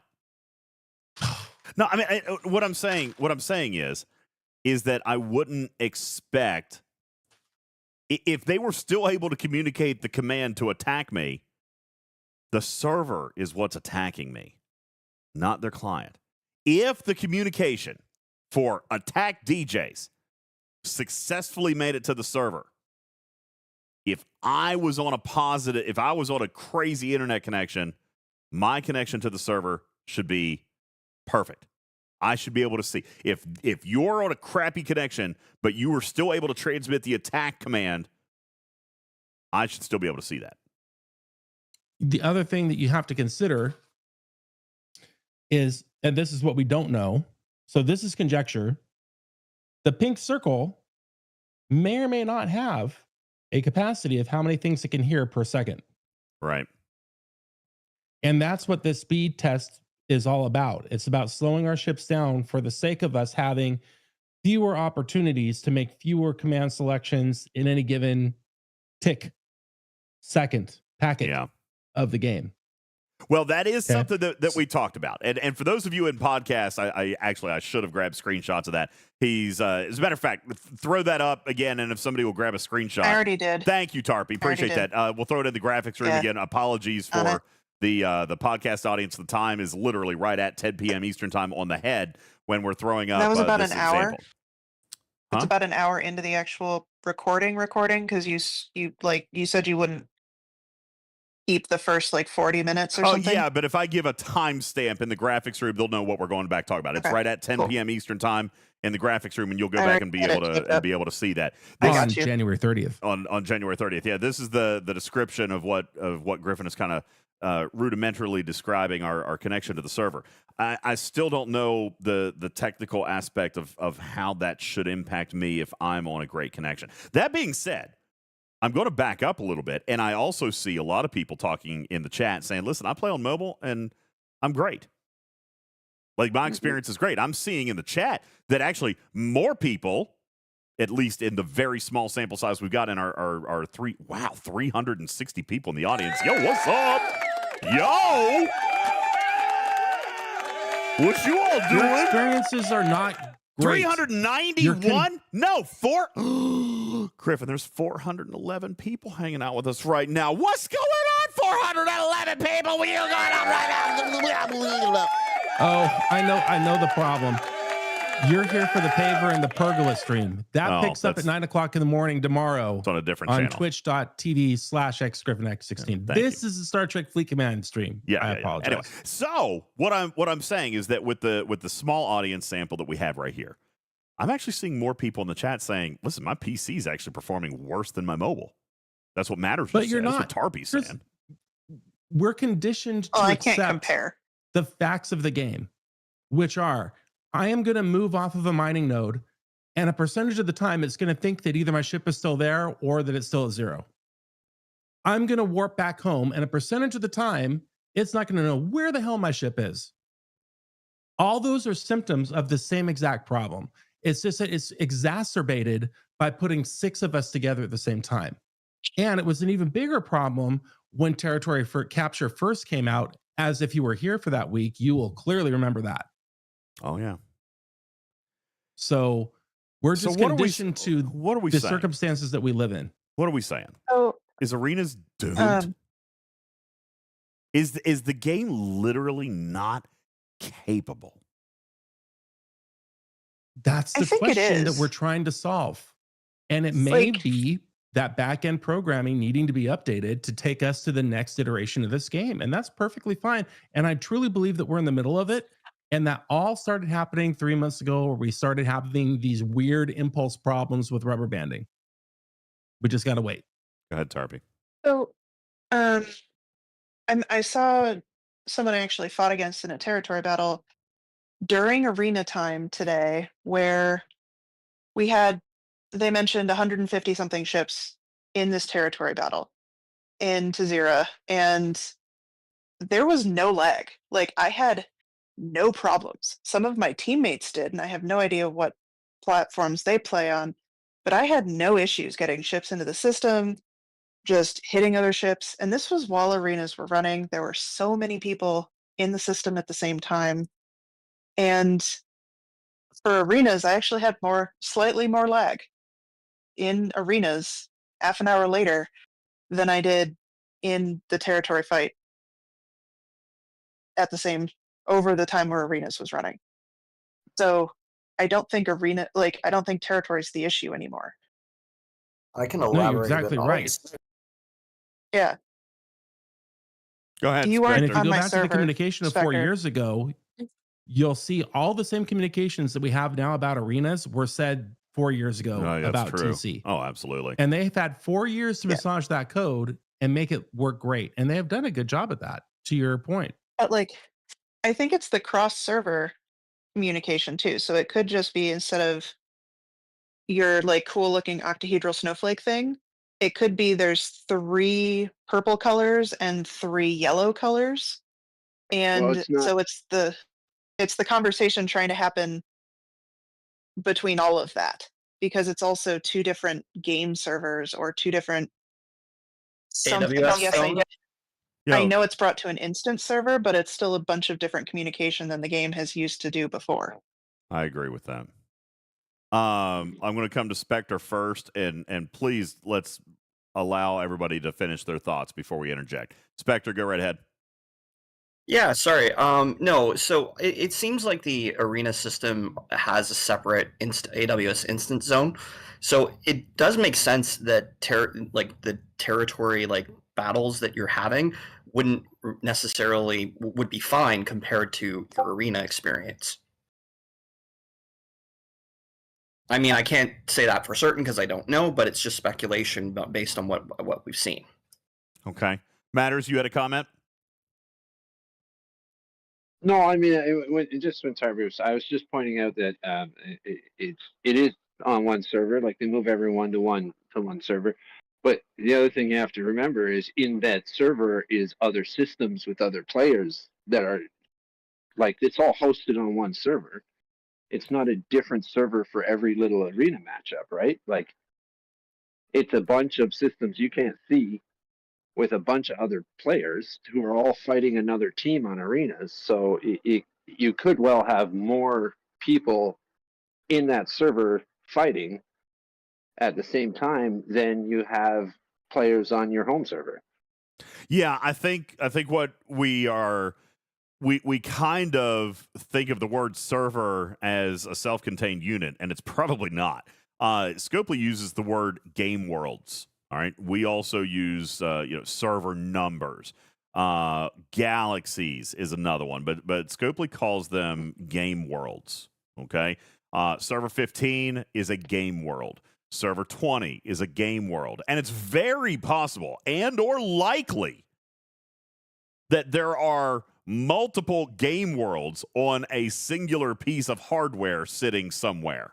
Okay, so Matters, to your point, when we're using the word server, we have to be cognizant of the fact that you're absolutely right. There could be 100 instances of arenas occurring on the same piece of processing power somewhere. Game world. Yeah. Yeah. Dr. Juby from Server 60, welcome to the stage. You got comments, and they better be on track, because if you're going to come in here with some dongle garbage, I'm gonna boot you right off the stage. Hey guys, I got my finger on the disconnect button, buddy. yeah. What do you got for us, man? Arenas wasn't that bad this time. I played on my mobile, ran 4 games. Once each game, I got disconnected, and besides that, the only issue I really saw was a couple of players still had the warp stuck bug, and that was really it. It seemed a lot better. And that is kind of what I'm hearing from a lot of people, Juby. It's so weird because the experience was either better or it was worse, but nobody says it was the same. You know what I'm saying? Like, it's just a weird set of responses. What we saw from APAC was that it was markedly better. We still had desync issues. We proved that. We saw that. Today here on the EU servers and the North American servers that are still happening live, we're seeing players go in and play, and a lot of them here in the chat are saying everything is good. On the other hand, there's Domo saying, I literally can't select a ship. Everything is just jumping around, like just weird. So why? And this is, I know Scopely has to be scratching their head at the same time, which is also why they have to look at things like data and metrics and server performance and things like that. Because Griffin, we can't get a consistent answer out of the community, and I don't understand why that is. There has to be a reason for that. What is that reason? Well, all I know is you're 100% correct on how you want to run this testing wise, with doing your process of elimination each test. That's definitely the correct way for coding, because one thing about coding is it's the weirdest thing. When you make a mistake in your code, it can sometimes create something that you didn't expect. So the only way to really know is to slowly eliminate each variable until you can tell for sure. So you're right, like you said, next time run just faction ships, just as a test to see what happens, and then you can try something else, and eventually you'll figure out the problem. Yeah. Well, and I know that people are going to freak out because then they can't do supports, right? The Titan's not there. The Mantis Sting's not there. That makes a difference in PvP combat. It does. All right? Yeah, but it's just one run. Exactly. It's just a test. It is literally trying to isolate the actual problems. And I do think that Impulse is a leading contributor of some of these problems, but as we saw, desyncing is still an issue. Battleships are still But you'll see an issue. issues. I don't mean to interrupt. You'll see issues where people are, because it's a test and because they can't bring their A game, they don't want to risk their rank. So they're not going to do the test. So inadvertently lowering the amount of stress on the system, so they're not getting the test they want because half the people aren't. Well, I don't know. We'll have to see. I'll have to check with Chronox and find out how many people are participating in these tests, because we are still able to see that because they're still offering rank. You know what I'm saying? Like it might as well be an actual run. It's not a test, other than they've changed a variable. It's still an actual run with rewards and the store and rank and implications and all that. So Karkin is probably right there a little bit. Okay. Lango says, I did the test and I won. So, there is definitely an issue with that. I agree. We could talk all day about this. It's very confusing. And I understand why this is such a tough thing to tackle. But I maintain my position that I had here an hour ago, which was simply that none of these things should be the way this works ongoing. These tests should be here to help them isolate, identify, and therefore correct the problems in the code that are occurring. And I think a lot of those are technological in nature before we get to the actual design of the game. And nobody is saying that's not the case. And in fact, I am more encouraged with the additional and increased testing, because it tells me that they have iterations of the app that they are working through and they're trying things. I agree. So there is that. Now, any other last or final comments on arenas? Because I've got some other stuff I want to talk about. We're already 2 hours in, and I've got one or two other things that I want to talk about that is pretty exciting. And I've got some news, and I will give you a hint if you want. I'll give you a hint. I didn't write anything special. I'm just going to blurt it out. Huh? Go look at what we just got tagged with. What did we in just get? The main chat.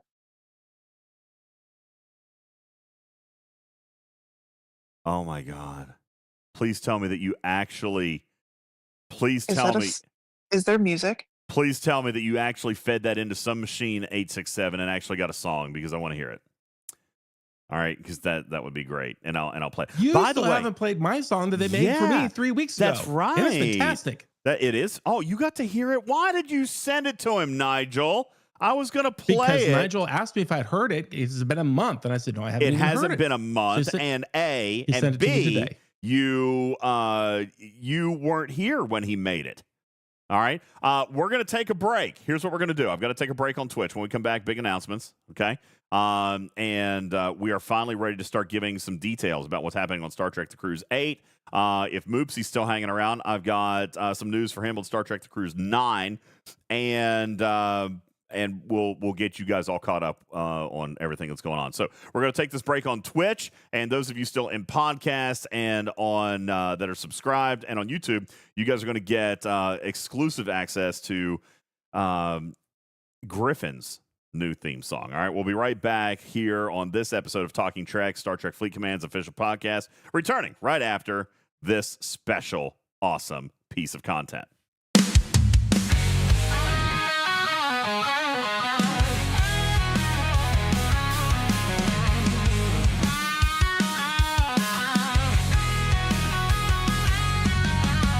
UltimatDJz on the mic tonight. Wait, hold on. That's not the right one. Breaking down the game, making it tight. I know. I thought you were trolling me. I could tell by the intro.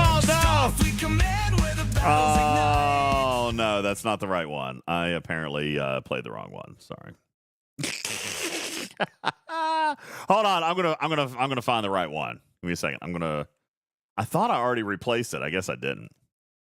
It's actually really good. Just bear with me here. Just give me a second. I'll find it. Griffin, how you doing, buddy? Here it is. Griffin's talking. I think I foobarred this. I didn't foobar it. Jiminy Christmas. I didn't foobar it.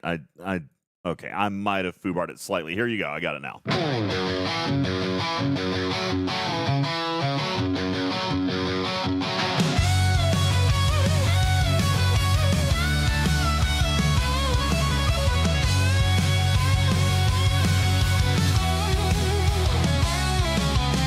Griffin on the mic, bold as can be.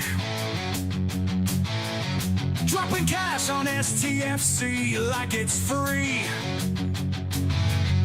Ghost grape juice in hand, it's a secret fuel. Spreading flowers round town, ain't no fool. Talking track on the air, feel the fire.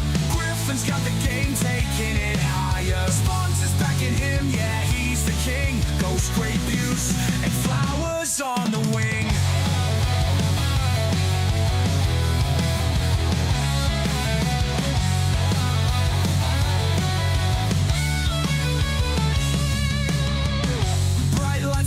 Griffin's in control. What? Games and giveaways, that's his main goal.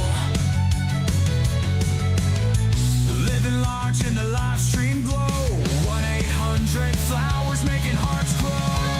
Talking trick on the air, feel the fire. Griffin's got the game, taking it higher. Sponsors backing him, yeah, he's the king. Ghost grape juice and flowers on the wing.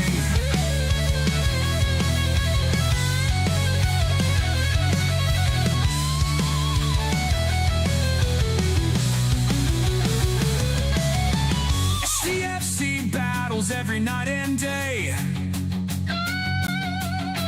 Griffin's got a plan, no other way.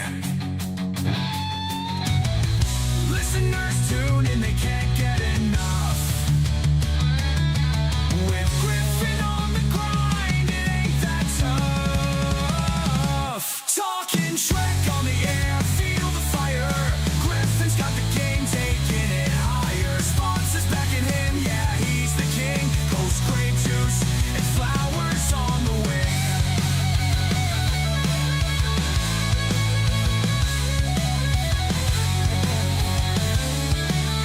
Ghost grape juice and flowers on the wing. That is number one with a bullet. Welcome back, everybody. Yeah, it doesn't have a pergola reference in it. Yeah, Badwolf says more 100 flowers for Paradise Grills. Yeah, I noticed that he talks about 100 flowers and then your ghost grape juice. It's fantastic. That's because he made it right after the episode of Talking Trek where you mentioned about playing Inside Beck, and then I said the following day you should send her flowers to the studio from 1-800-Flowers.com. All right, hang on. I feel like that wasn't even the one that I wanted, now that I think about it. I had another one. What do you mean? I didn't play the right one. Sorry, excuse me. Hang on a second. That's a great one. Don't play another one. No, I had a different one. Sorry. This one slaps.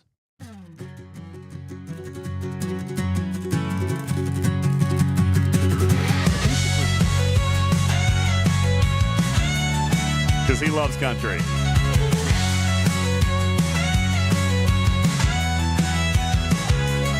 There's Griffin on the mic, bold as can be. Dropping cash on STFC like it's free. Ghost grape juice in hand, it's a secret fuel. Spreading flowers round town, ain't no fool. Talking Trek on the air, feel the fire. Griffin's got the game, taking it higher. I like this one. Sponsors backing him, yeah, he's the king. Ghost grape juice and flowers on the wing. I like this one. I like that one. I like the country one a little bit better than the rock one, I think. Well, it's such a popular song, DJs, that we need to get into the hot AC market as well as the hot country. Gotcha, okay. And the rock. Listen to the breakdown. Games and giveaways, that's his main goal. Living large in the live stream glow. 1-800-Flowers making hearts grow. Talking Trek on the air, feel the fire. Griffin's got the game, taking it higher. Sponsors backing him, yeah, he's the king. Ghost grape juice and flowers on the wing. Listen to that.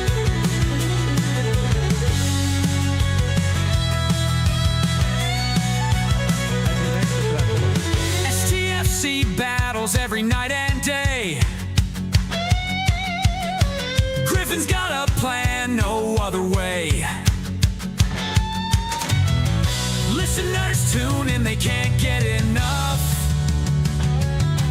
With Griffin on the grind, it ain't that tough.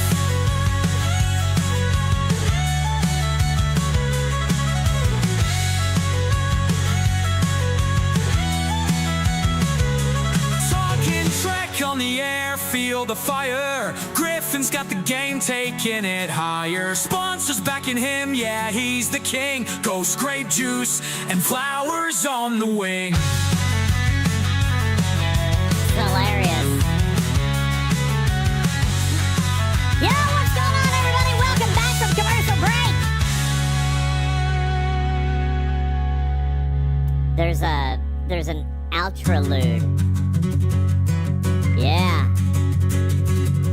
You guys starting another hype train in the chat. What's going on? Welcome. Welcome in. Thank you for the hype train.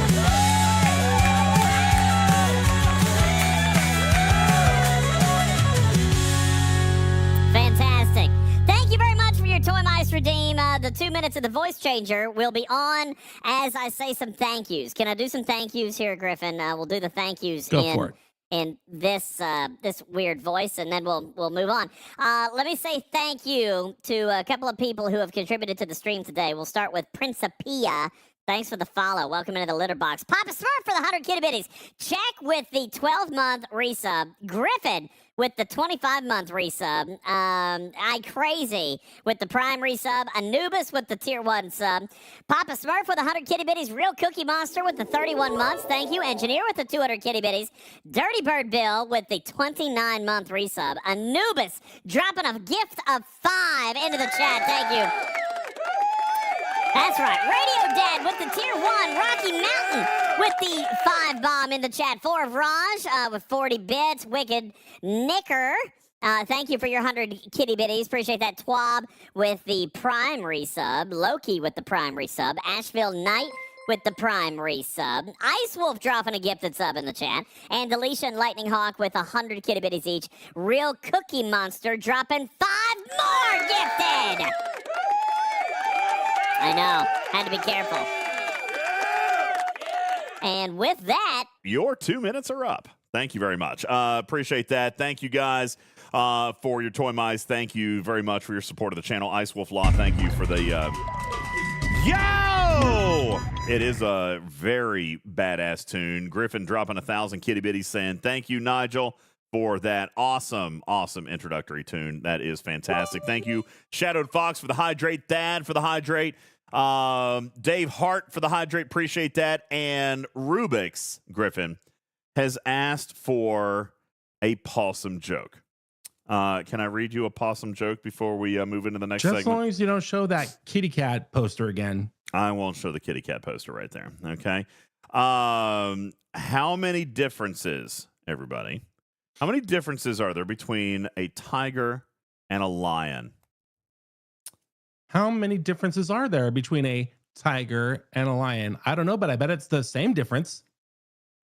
No, there's only one main difference. Get it?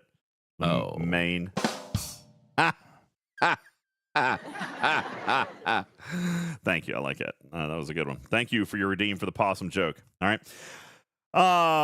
Welcome in, everybody. My name is UltimatDJz. This is Talking Track, Star Trek Fleet Command's official podcast. Did you guys happen to get an email today? How many? Okay, hey, real quick. Thank you, Rage, for your 4-month resub. Holy smokes, you guys started a hype train, level 3 already in the chat. What's going on? Appreciate that. Listen, Rocky Mountain says dad jokes. Captain Taylor says groan. Oh, come on. They were great. It's a good joke. All right. Leon says suddenly stupid news is not as bad. Well, oh wow. About that, I have some big news. First of all, one's in chat. One's in chat, please. If you are attending the Star Trek The Cruise 8 gathering in Miami and or getting on the boat. Anybody? Is that happening? One's in chat. One's in chat. Let's see how many people. See how many people are getting on the boat. Spartan says, when is it? It's in like 25 days. I hear a special tune coming. You hear a special tune coming. Ladies and gentlemen, today, I can't spell apparently. This is super exciting. Seth says about freaking time. Seth, did you get your email? Did you get your email from Star Trek The Cruise? I hope you did. Because, everybody, if by chance you're going on the cruise and you would have received your email from Entertainment Cruise Productions today, then you would receive and be looking at this email. This email, for those of you in podcast form, is a special announcement that Star Trek Fleet Command will be joining Star Trek The Cruise 8. All right. What we can tell you is that Rebecca Plants will be on board. Yes.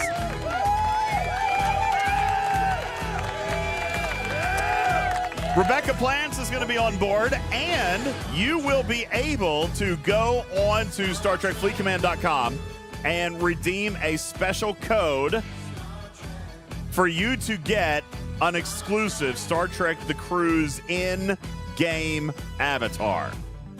All right, this is very exciting. If you're in podcast form right now, I'll throw this into the graphics room. As soon as I'm able to get it, I am popping this up.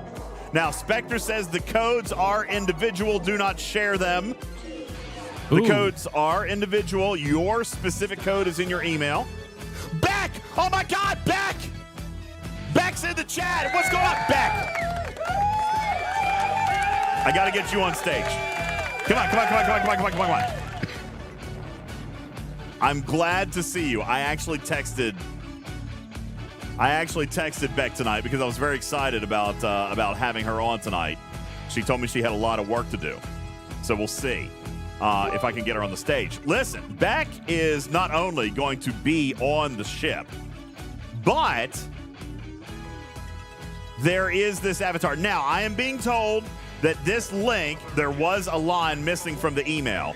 Your code will not be good until next week. All right? So there will be a cruise avatar available for you, but that will be next week. I remember telling you guys originally it was going to be after the weekend. You guys remember? It was supposed to be after the weekend, but ECP jumped the ball a little bit, but that started everything in motion, didn't it, Beck?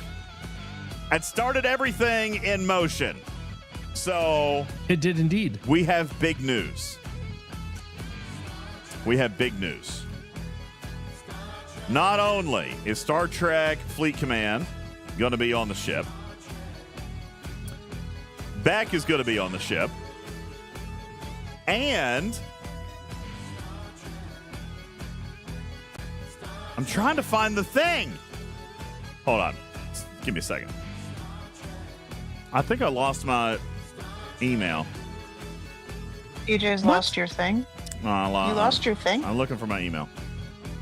Anyway, here, let me look on my phone.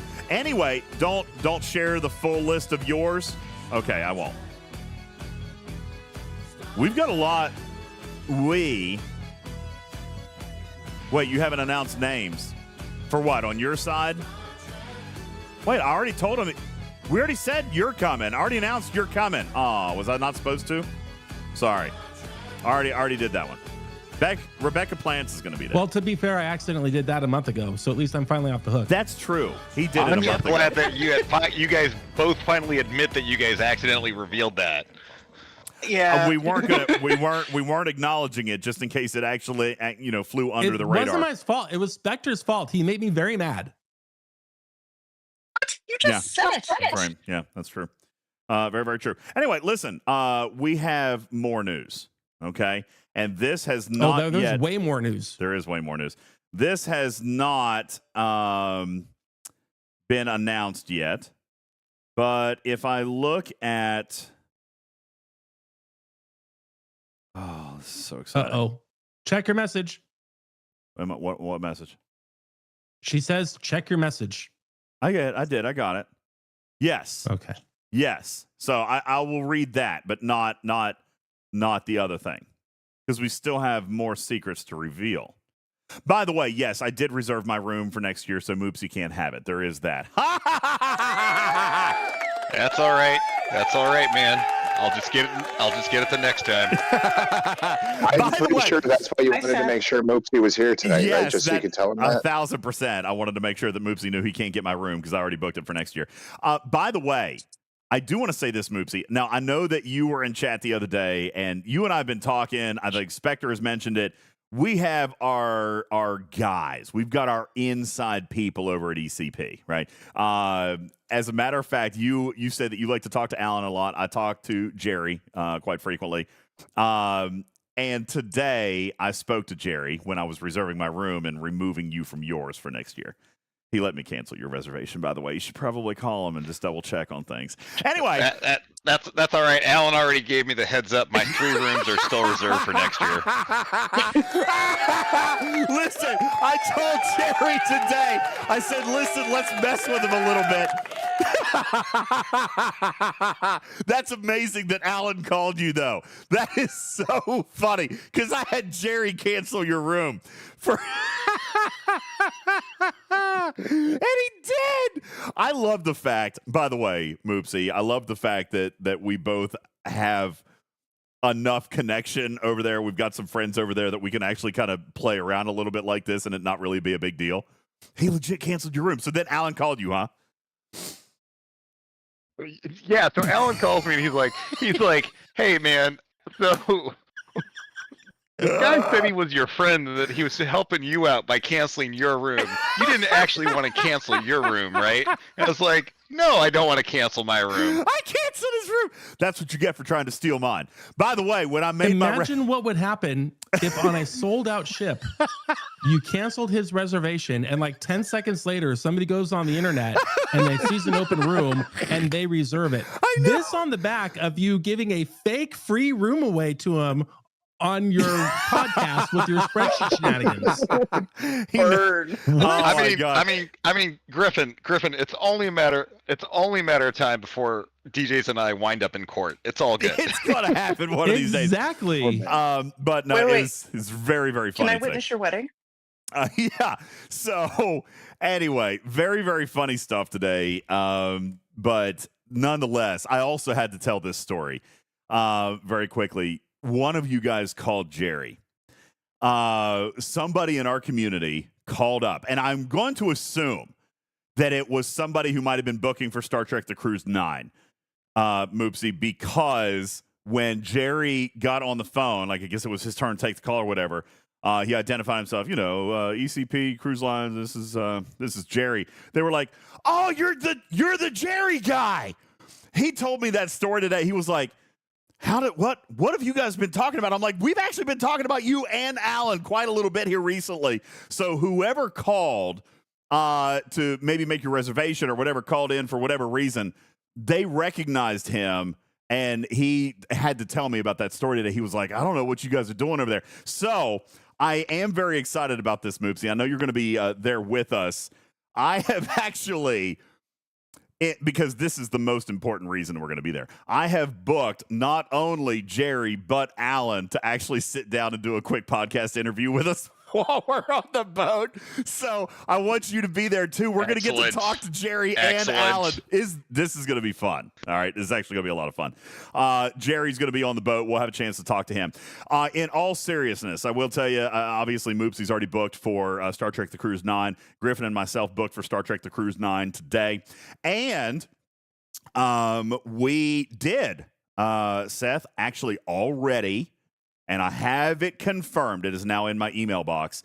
I have already reserved the promotional cabin giveaway that we here at Talking Trek will be giving away later this year.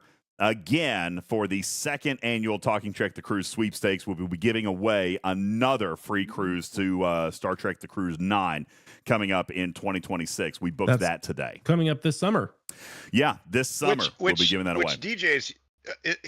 here's a double thing that people may want to keep in mind while they're participating in next year's drawing, right? Yeah. So remember, if you get on the cruise for free via DJ's drawings, then you are entitled to the pre-booking Yes. deals Yes. the following year. So this is a free entry onto the cheap tickets and everything. Yes. So keep that in mind when you're looking at whether or not you want to go or not.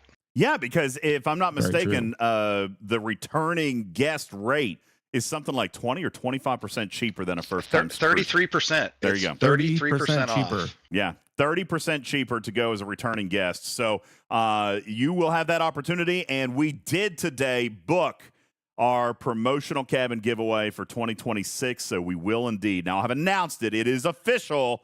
We are giving away another cabin on Star Trek The Cruise 9 coming up in March of 2026. So that's very, very exciting. Now, I've got more. Winning. I've got more. Today on Facebook, I do believe that Scopely, and I don't have Facebook, so I don't know. Did they announce? Beck, did you announce on Facebook that you were going on the cruise as well? I believe that's what you did. Also, this is very exciting. Star Trek Fleet Command will be hosting a panel as a part of the actual programming, Griffin. So, like, they're going to be in the book, on the website, and in the book and everything. All right, when like a part of the official production, the official programming for Star Trek: The Cruise 8. There will be a Star Trek Fleet Command panel hosted by Rebecca Plants. Wonderful. Beck is hosting a panel. Further. But wait, there's more. But wait, there's more. All right. And I feel like I'm probably being a little bit selfish because I feel like I'm saving the best for last. In addition, this is where it gets stupid. This is where it gets really stupid.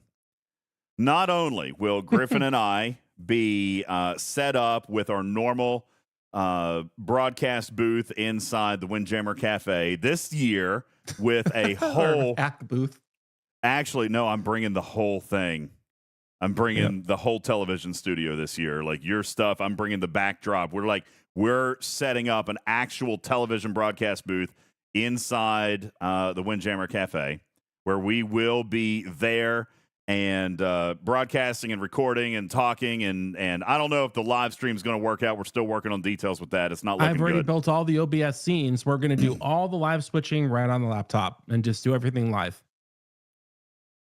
No, what I'm saying is I don't know if we're going to have enough data to get out and actually do a live stream from the waters. But either way, live to tape. Yeah, live to tape. We'll be uploading overnights. We did get our hands on a more premium internet just so we could be able to. What did you do to Beck? What? She says she's not going anymore. Why? In capitals. Why? Wait, why? Why? Wait, what? Why? Anyway, because we're not broadcasting. Because we're not broadcasting live. That's the only reason she was going. Anyway, listen. Oh, I see.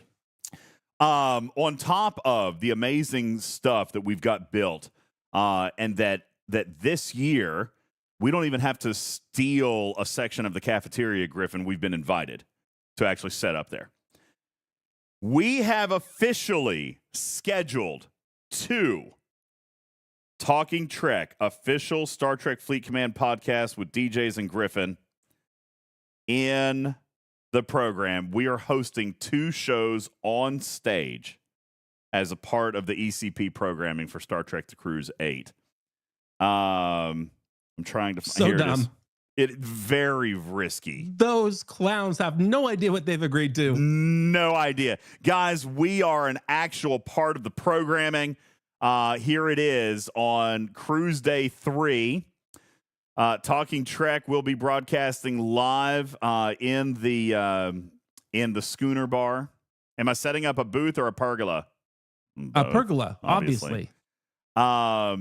We have 2 shows already booked and possibly a third booked throughout the week with I'm not, you know what? I can't give it all away.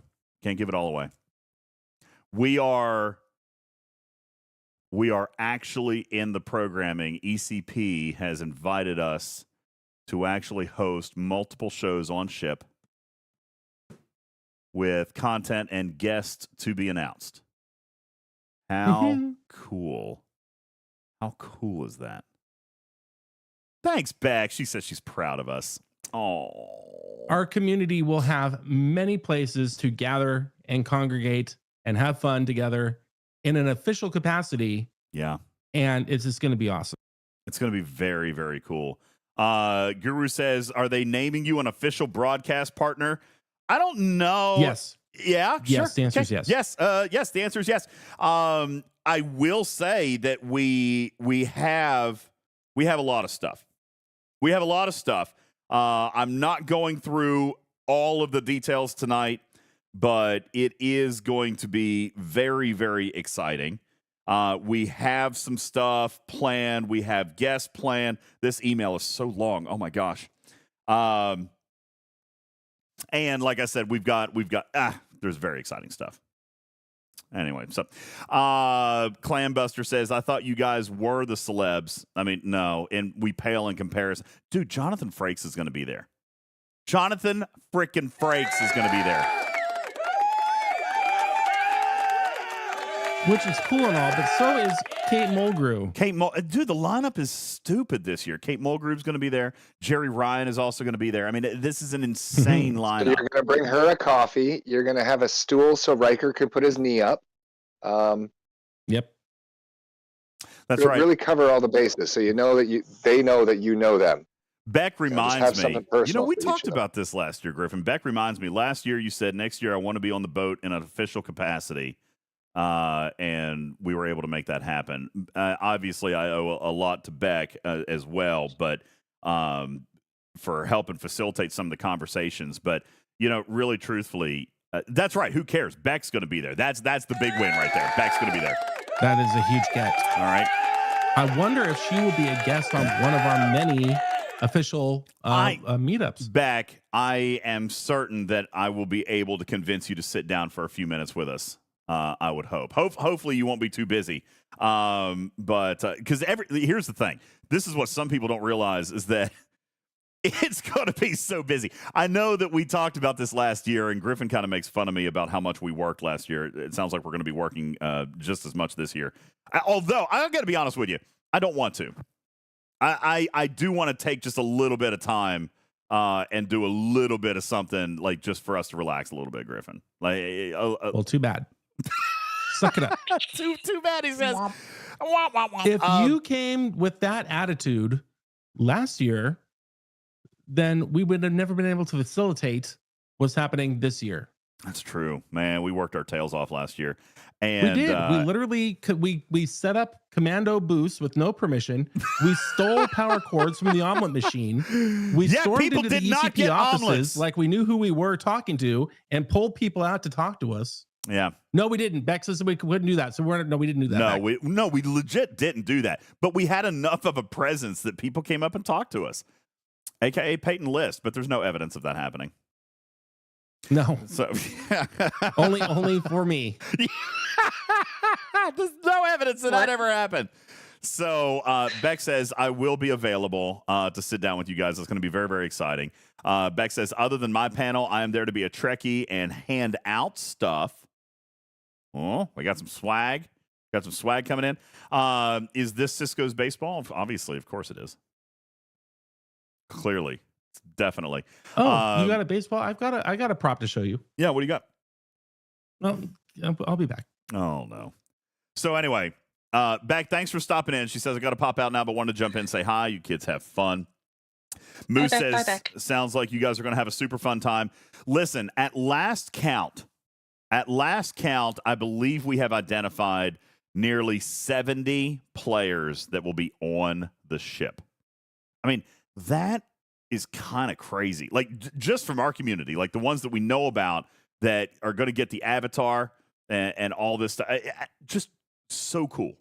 So stinking cool. And don't get so busy that you don't enjoy the trip, says Wolfwood. I mean, I definitely enjoyed the trip last year, and I worked my butt off. But, I mean, look what it got us this year.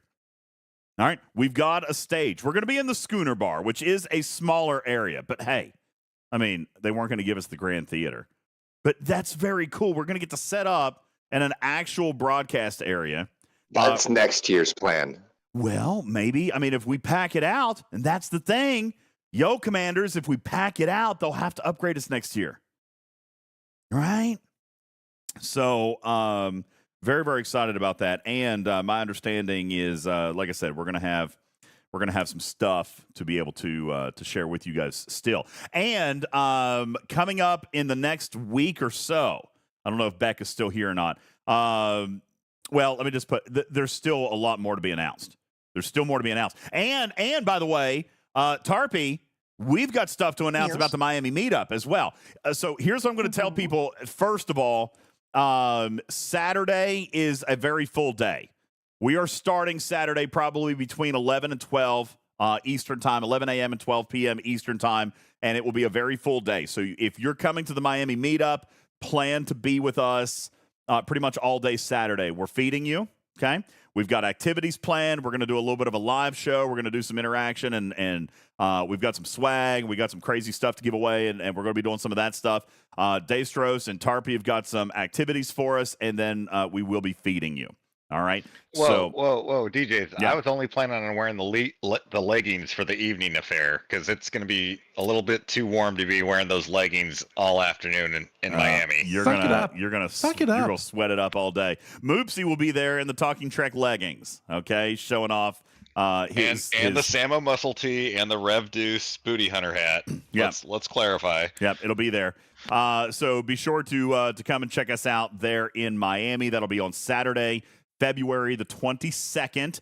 And we'll go ahead and tell you now that our plan is to be... Tarpy, what's the name of the hotel? I can't remember now. It's the Courtyard Brickell? Yeah, Courtyard, Marriott, and Brickell area or something like that. Brickell, Brickell. Oh, no.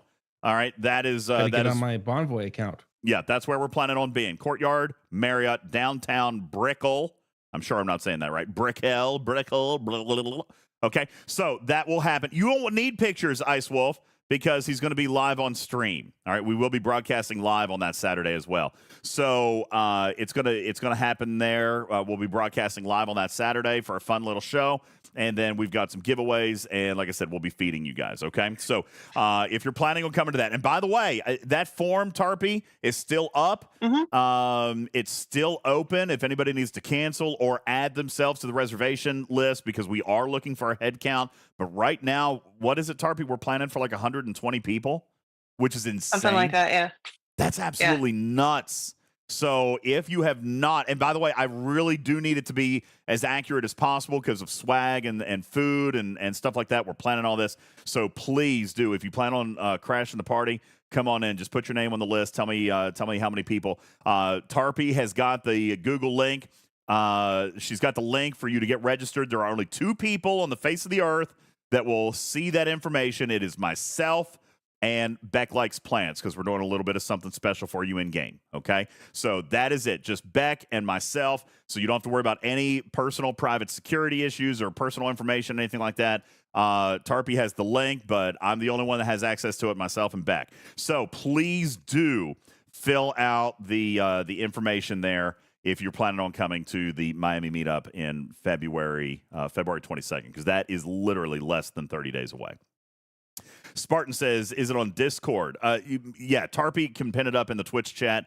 Yeah, and momentarily. Yeah, she'll put it up in the Discord as well. But yeah, please do that, okay? Cruzito says, did we get the breaking news? Yeah, I've got a stage show on Star Trek The Cruise. We have a stage show, you and your eye. Well, yeah, Talking Trek has a stage show. 2 of them. 2 on Star Trek The Cruise 8. Is that not big news for you? Come on, Cruzito. Have a little bit of love. Unless it's a burlesque show. Cruzito love? Ha! What time, Okay, so am I performing in Studio B on the ship? You know, I wasn't planning to. They've got a DJ, so I'm not stepping on any toes. But if I was asked, I would totally. Just saying. If I was asked. But they do have a DJ on the ship, so it's probably not a big deal. Anyway. What's up, Tarpy? Well, I was gonna say, so like, why this is really cool is because there's a bunch of the cast from all of the shows on the ship. So like, they'll be there. You'll get to chat with them. You'll get to chat with all the cosplayers that are on the ship. Just this is a giant floating convention. That's why this is cool, everyone. He's not just going to be talking in a cafeteria. There's people he's going to get to talk to. Let's remember what we did last year just out of a cafeteria. Okay? We had Garrett Wong on the show. We had Peyton List. We had Dr. Noor. We had JT Waters. Okay? We had all those people. Who else? I feel like I'm missing one. And now they know who you are. They do. So they'll come back. Let's not forget, too, all right, that we actually got to interact and speak to Tawny Newsome, Eugene Cordero when we were in Nashville. All right. Lolita Fat Show. We got to hang out. You can tell them how well their signatures sold. It went to charity, and we raised $71,000, Kark, and that is the and they'll be happy to hear that. That's what I mean. They'll be happy to know that. Zoidberg says, I'm starting to think the interview with Peyton never happened. Zoidberg, I know. What? We can't let people think that, Griffin. Can we just air it already? In due time. Can you at least post a selfie or like a screenshot? Yeah, can I get a picture of me sitting with Peyton List, please? Can I just get a photograph of it? Well, that's kind of creepy. Let me think about it. It depends on how many more of the things you are doing and you have set up versus we. You know, I have half a mind, since the credit card is what's holding our reservation next year. You're great. Maybe I'll just give Moopsy a call and switch some rooms around. Get in touch with Jerry. They'll be totally happy to do it. By the way, I took care of everything today. I saw that you emailed back. We don't have to do any money thing right now. I took care of it with Jerry. I took care of it. Yes. Okay. Yeah. Don't have to do any money stuff right now.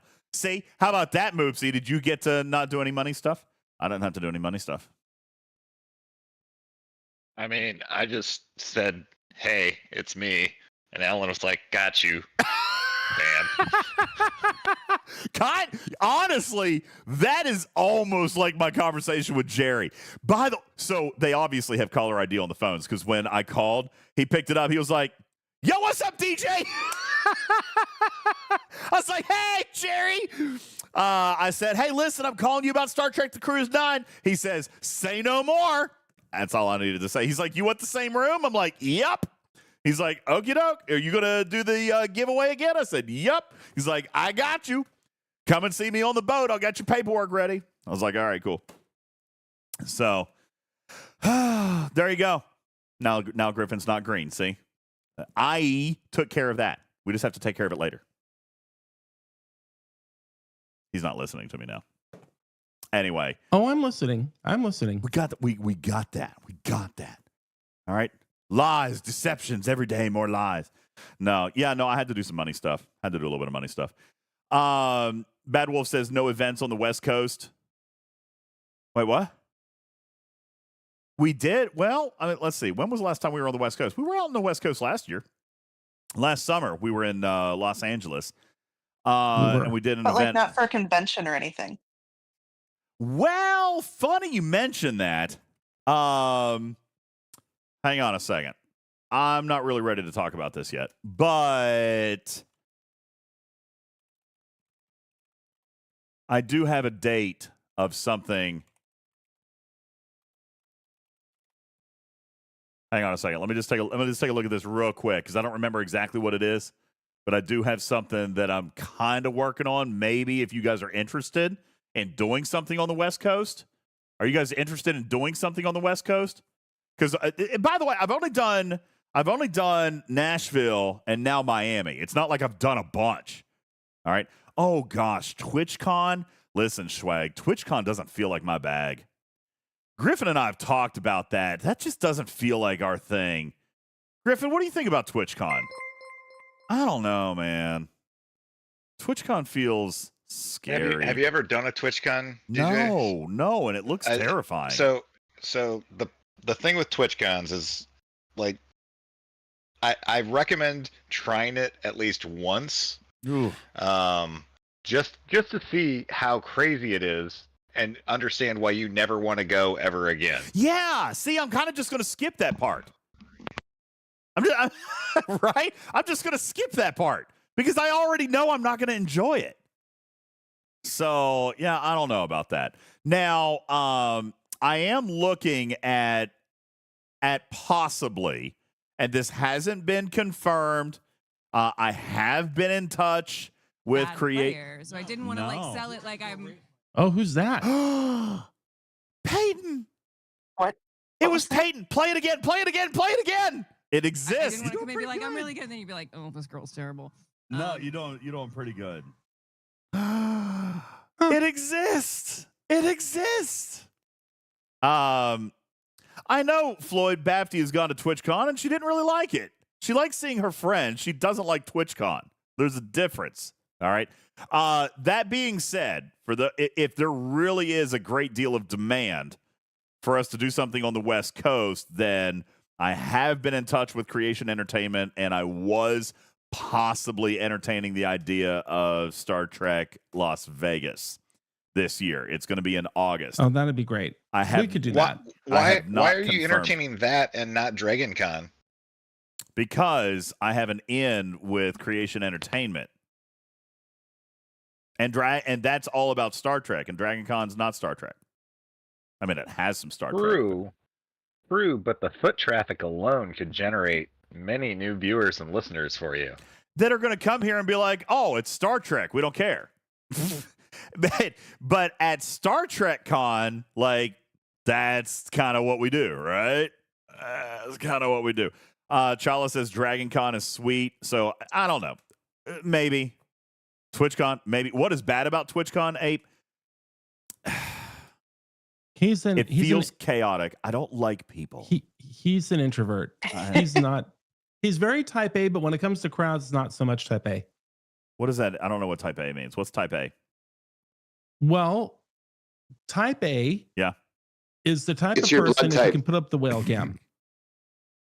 Type A. What? Put up the whale cam. Oh, no. Now, a type A person. Oh, you got to turn my video off. Game stuck. Turn the video off. Oh! Wait. Why is Hold on. That's Peyton! That's Peyton! A type A person will just pop a squat right next to Peyton and have a little individual conversation with her. Lots of eye contact. A type B person will hide in the corner and just look at the screen and never make eye contact with the pretty girl. You are out of your mind. That is ridiculous. I made no eye contact. What are you talking about? By the way, I took a screen grab of that. It's very granular now, but now there is absolute incontrovertible evidence that I sat and got to hang out with Peyton List. All right. She looks terrified. Yeah, because Griffin snuck up right behind her and like snuck his arm around the back of the chair. I know. I agree. That's not fair or true. That's not at all what happened. So, yeah, there you go. What she's afraid of are Dr. Nora's ears, obviously. Dr. Nora was awesome. We've got him booked on the show here coming up in the new year as well. But she's leaning backwards away from him. I see that as well. No, actually, if I were to put it 4 or 5 frames, she's turning to speak to me specifically and directly. Yeah, can you go ahead and show? Can you go ahead and show a couple more frames? Not tonight. That's enough for free. So, yeah. That's so funny. Anyway, listen, very excited about that. See, it's real. Now there's proof. All right. Anyway, so I know. Just watch your pronouns, pal. Watch your eyes and your wheeze if you ever want to see that video. That's fair. We are very excited to be hanging out in Miami with you, and we are potentially, we had actually talked about this a couple of months ago, just very early kind of planning. We might potentially take a look at STLV.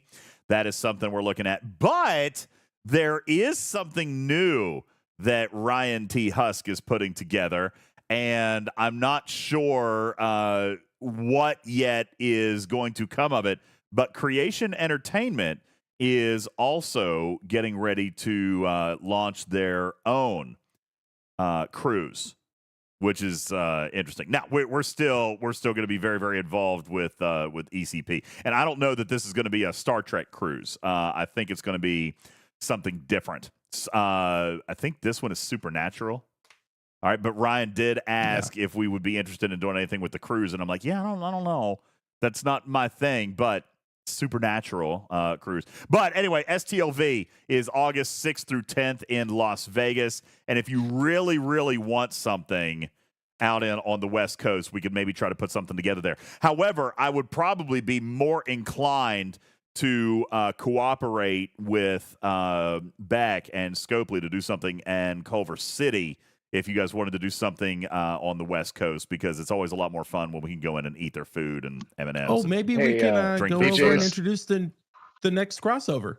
Yeah, DJs, maybe. you might want to. I'm full of positive energy. You might want to remind Ryan that Major Samo is a supernatural fan.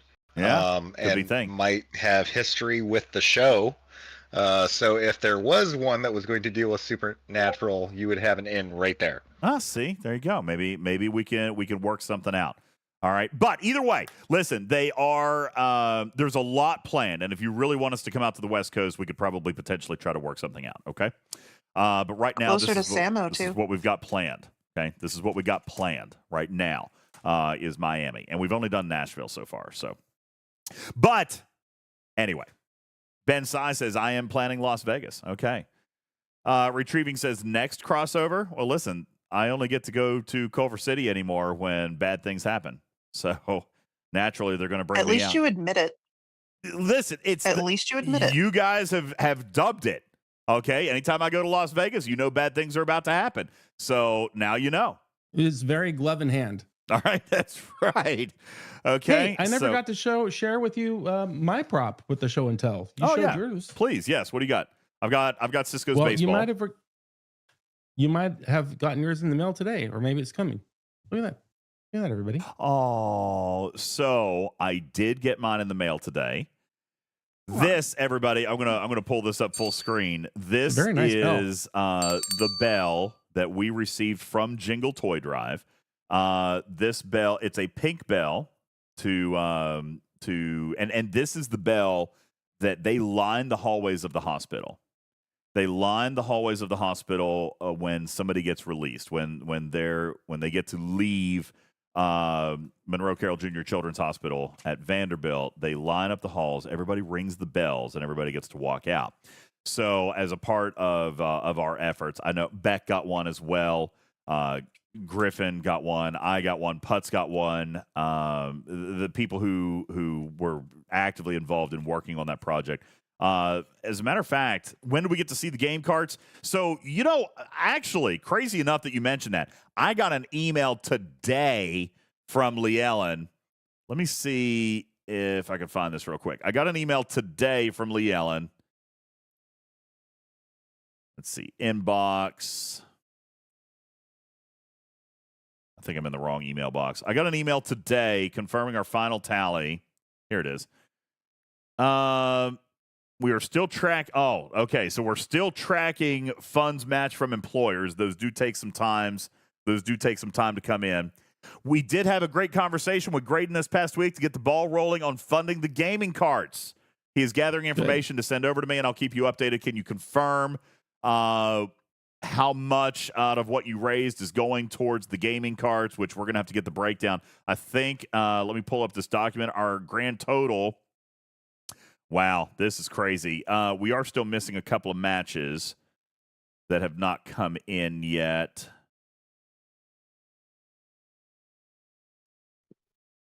I should probably send a couple of messages about these two individuals. They probably don't know that they're not there.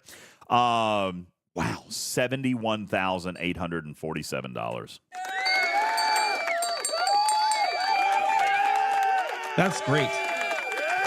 That's over $125,000 in 2 years. $71,847. That's what we did, and so we'll be talking to them very, very soon and getting started on that. Plus, I've got the list all together to send out emails so that we can get your digital signatures of your gaming handles, and that way we can get them started on the game carts, Rico. That's what we're working on. Yeah, Arian got one as well.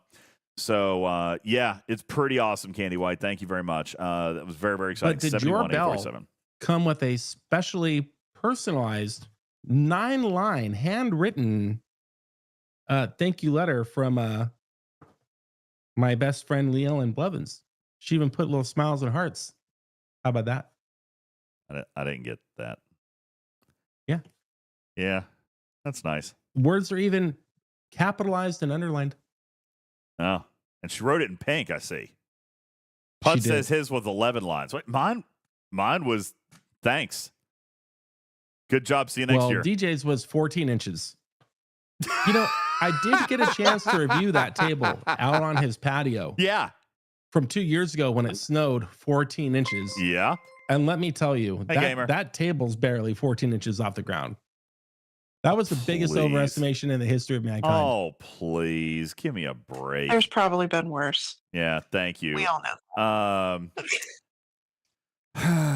Yeah, so that's right. What about the gamer tags, Cruzito? So anybody who donated to the Christmas Angel Fund, we're going to send you a form where you can sign your gamer tag, right? Like you're not going to sign your real name. You would sign Cruzito, right? We're going to let everybody sign their name and their signature, and those are the images that are going to go on to the gaming carts. They're actually letting us brand the gaming carts for the Talking Trek community. So all of your we decided all of your signatures would go on to the gaming carts. I thought that was the right way to acknowledge everybody's hard work this year. Is that we would get all of your signatures and put them on the gaming carts that will that will roll around in the hospital, which I thought was very, very cool. So they're working with us on that, and actually I need to get with them here in the next couple of days and get that finished up and finalized and all the stuff. So Cruzada says, "Oh, I might sign mine in Griffin's head." I like it. Good. That's good. Living rent free. There you go. Okay. I know that took a little bit longer than I wanted to, but that was the big news that I had regarding our involvement with the Star Trek convention, the Star Trek cruise, and some of the more stuff that we've got coming on with everything here over the year of 2025. We're very, very excited about it, and we owe a lot of it to you guys. Thank you so much.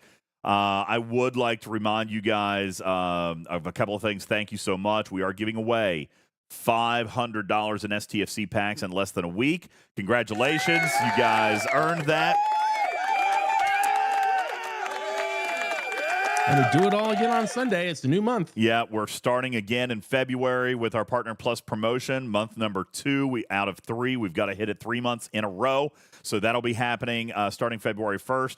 And it'll be a slightly shorter month. And we've got the cruise. So we're going to have to put in a little extra double time there to make that work. But I really appreciate all of that. We are giving away $500. I'd also like to remind everybody that we do have our beginning of the year quarterly, quarter-long fundraising efforts. Our goal is $7,500. We've been slow on that because we've been doing a lot of other stuff. We are currently only a couple of percentage points into that goal. That ends March 31st. That is really what's going to help our technology, our studio, our mobile stuff, so that we can get out and do things like STLV in Las Vegas, so that we can get out and do stuff in Miami. If we're going to go do stuff elsewhere throughout the world and the country, we would like to be able to do that, but we are looking for your help in being able to do and fund some of those extra things. Our studio goal for 2025 is $7,500. We are asking for your generous support in continuing to support this channel, this show, and what it is that we can continue to bring and work for you guys as far as content and bringing you stuff inside the Star Trek universe. We're going to ask for your continued support and help on that. Game Junior says, DJ got to pay his tax bill. Yeah, you got that. How are we doing with the giveaway? How do you qualify to win? Qualifying to win just means being subbed to the channel. being a Patreon member, et cetera, et cetera. We're going to be giving those away here coming up in just about a week. So be sure to do that before the end of January, whether it's over on the podcast, through Patreon, financial supporter on YouTube, or here in Twitch. Make sure that that is how you done. Everybody who's entered will be, or everybody who's subbed there will be entered for the drawing. Okay. And the tier 2 and 3 subs really help out. Yeah, the tier 2 and tier 3 subs are very helpful when it comes to extra bonus entries. Okay, so Rasslin says, got the cube for free here, changed my whole game. Well, I'm glad that you enjoyed that. Thank you very much. Appreciate you being a member of our community. Iron Fister says, my hair is growing back nicely. Yes, thank you. I appreciate that. I might shave it again. Honestly, I kind of liked it. I ain't gonna lie, I liked it. Might be something I'd do. If I do, though, I don't think I can keep the facial hair, so because that looked weird. So as you continue on your journey to get fit, you're gonna like that shaved head more and more and more with every milestone too. I'm down 17 pounds, guys.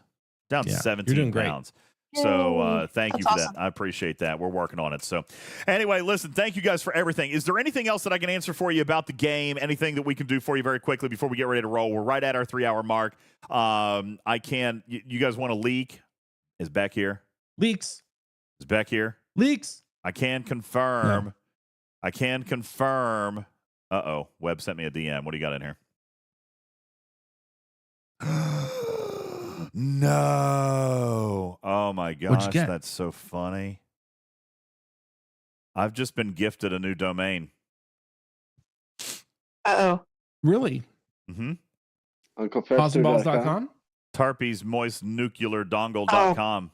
Good lord. Yeah, thank you. Thank you. I Appreciate didn't that. realize it was nuclear powered. Thank you, Webb. Thank you, Webb. Appreciate that very much. That's been gifted to me. I think that's awesome. Thank you. All right. Did I talk about Chimera RSLB scoring with the Krenim? We talked about that when the event was going on. Not a big deal. You know, they're all invading entities. I was not offended by that. As a matter of fact, I mean, while it did score Carissa, it didn't score in any of the other SLBs that were going on with Chimera because you had salvage.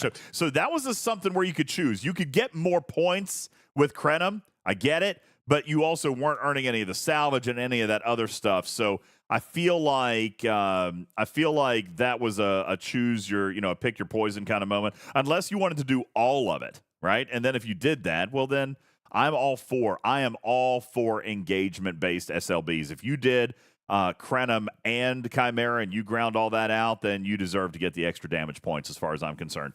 But yes, they did count, and it's not surprising. They're all invading entities. Thoughts on the DJs, Torah what SMS? Go ahead, Griffin. What do you got? That's where I was going for. That and the Kobayashi Maru with the 60 Gwen shards. It's huge. Yeah. So I like the fact that they're overlapping. That is fantastic. You got the Kobayashi Maru event, and then you've got the what was the other one? Where is it? For Picard? Yeah, where is it?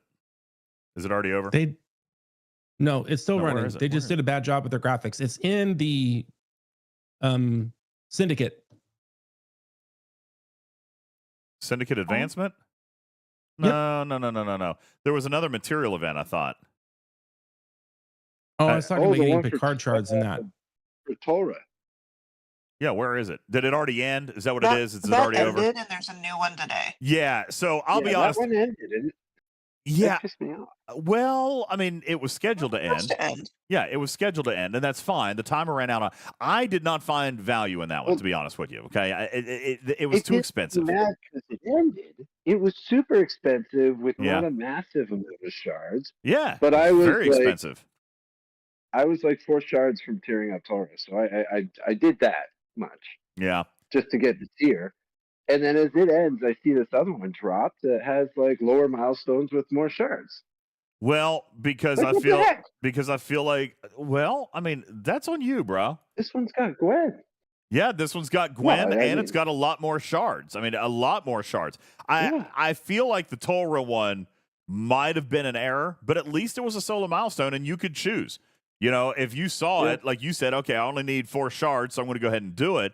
But I can't imagine that a lot of people finish that thing out for freaking Sam Kirk and 24 shards of Torah. I mean, I didn't do any. I scored 0 points in that event. All right, 0 points. Brett says, why do you think she's so much more expensive? Well, personally, I feel like it was probably not intended to be that way. Or it was not successful, so they increased the number of shards with Gwen DeMarco. You know what I'm saying? Never know. I don't know. I don't know what the answer is, but the good news is it was an SMS. All right. And like any and all SMSs, you get to determine your participation by earning the rewards for whatever it is that you're willing to put in. I know a lot of people looked at those milestones and were like, hell nah. And I was one of them. That was a big old hell nah for me. Okay. If I wasn't so close, I wouldn't have done it. Yeah, that was I a wanted it to huge get hell no Torah for up me. to help with the SLBs, the Krenim stuff, and the Chimera SLB. Yeah. What's going on with the ticketed event for Echeb and Tuvok? Asked Omicron. What do you mean? What's going on with it? It's over. Well, they did sell tickets for it though yesterday. The tickets were only for if you missed one of the solo milestone events. It wasn't. Right, but they sold them after it ended again. Oh, well, that obviously was an error. Nobody bought them, did they? I did. You did not. Shut up. Well, because remember, I missed the very first day of the event. No, So I I couldn't do meant the whole entire thing. You didn't buy them yesterday, did you? No. And then, because I missed the first day of the event and couldn't do the whole entire thing, I thought, oh, maybe here's my buy-in. If I get this ticket, then they'll re-unlock the mission and I can do it. And it just went into my inventory.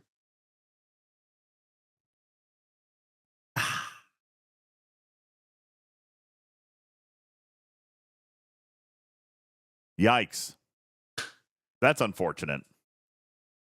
Kill Deal says, I'm just doing That's the what I ticketed said, events but I right chose now. different words. So where is it? Is it? I didn't think it was still up. Is that event still up? No. Well, how is somebody saying I'm doing it right now? Look.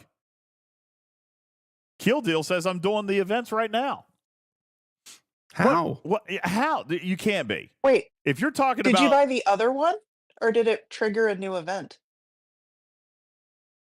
I don't know. It's up for whoever missed I bought the ticket. They sold both tickets. I didn't buy them both. I just bought one. And then nothing happened in my missions. And I said, oh, I got. I Wait, would did you send a ticket. buy the other one? I'd send a ticket on that. Oh, wait. It's right here. Both? Go to limited time. Go to limited time. All right, I'm going. Not I'm going. enough time. Okay, I'm going. Limited time. All right, going to limited time in the pack store right now. Yeah, listen, Mhm, bottom and line is scroll past don't buy that. Don't buy that. What if it opens the other one and you get the rare officer for $20? Ooh. Keep going. Boom. What? Oh, logical conclusion. I see it. Bro. I don't know, man. Yeah. People in What chat. are those for? They shouldn't be there. They shouldn't be there. If you bought that, I would absolutely request a refund. Unless it's worth Oh, three. thank you. Unless it's worth 3-7 shards for you. Maybe it's worth 3-7 of 9 shards. Yeah. That and a nickel will buy me a cup of Jack Squat. Yeah, I wouldn't buy that. I wouldn't buy that. Don't do that. Don't do that. All right. Anyway, any other questions or anything we can answer before we get ready to bounce? Did you skip your hint? Oh, I guess I did. February is Year of Hell Part 2. Does that count? No. Not really. Okay. If you say we're getting officers, You are getting that's- you're getting officers. that doesn't count either. Look, okay, Joker and Raj have both asked a question that the community is asking, so I will let that be the leak. Is there an event store? I'm just going to answer that with an absolute. Okay. There you go. You heard it Does here mine work? first. Yeah. Yeah, It but does work. I can talk over yours. I'm pretty sure. If you press it, I can still talk over it. Oh well, but it does mute me though. Yeah, but I can talk over it. Ken That's Shadow says interesting. sigh. Benny Hill says no event store. No, that's not what I said. I said that there is an event store. Obviously, that's what I said. Why couldn't you guys hear They that? said it was a 3-month arc, though, didn't they? Who said that? Huh. Annie. Bad Wolf wants a hint from me. Okay, well, either in this game you're a PvP fan or a PvE plan. So coming up this month, you're definitely going to be.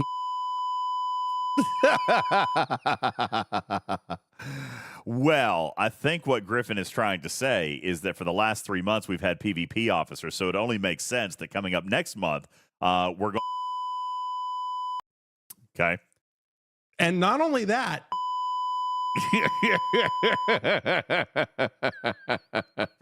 absolutely. So I'm kind of looking. All right. No. In all seriousness, these are the very limited leaks that I'm going to give you. It is a PvE team that is coming. There is mining strike team on the way. It's not mining strike team. It is a PvE officer set that's coming, and there will be an event store. Is that fair? Here you go. Yay. What? I've been waiting for PvP. I've held my progression because I'm not investing into these crappy PvP officers. All right, so Yeah, I'm looking forward to it. yes, you will continue to get choice tokens in your battle pass. How about that? No, my sounding like this is because my cat decided to lay on my chest and she's soaking wet and I don't know why. Jonathan Wick, wouldn't that be great? Is it a PvE crew that removes status? Nope. Why would they do something silly like that? Oh, funny. Why would they do anything like that? Why would they ever do something that adds value to previous content? That's silly. Don't be goofy. I'm trying to make sense. Yeah. All right. Silosh says PvE crew will time to camp for a few months. Really? See, that's what everybody said about the PvP crew. Can't make everybody Hold happy, on. I guess. What? This is the whole problem with leaks. You got to see what the plan is before you crap on the plan. Yeah, don't crap on the plan. Okay. I haven't even told you what you're actually going to want to crap on yet. Right. Save your crap. Save your crap. Trust me, there's more. Okay? If you have poo, fling it later. Yes. Save your poo. You're going to want that later. Okay? Jiminy Christmas. You guys act like. What are you new? There's always more. Come on. Jeez. Okay. So there you go. Benny Hill says, by next week, I'll have more poo to fling. That's fair. You might. Don't fling everything yet. Trust me, I've saved the worst for last. You know what I legitimately wonder? That's funny. Yeah. What's funny? What do you got? I wonder if there's ever going to be a reason for me or anything for me to do with all of these freaking mirror shards that I have now. What mirror shards? What are you talking about? Well, the mirror shards from the mirror universe. The research the particles? Uncommon, the common, the rare, and the epic. Why are you still pulling them? Stop pulling them. They're part of the daily refinery. Stop pulling them. Don't click that button. Don't click that button, man. The pips. No. They go away. No, they really I'm sitting don't. on like 987,000 epic mirror shards. What? You never get to use them. Never going to get to use these. Oh my gosh. See, I'm done with the And mirror don't even tree get me too. started on the 63.7 million SS Revenant parts. Epic. I'm sorry, what?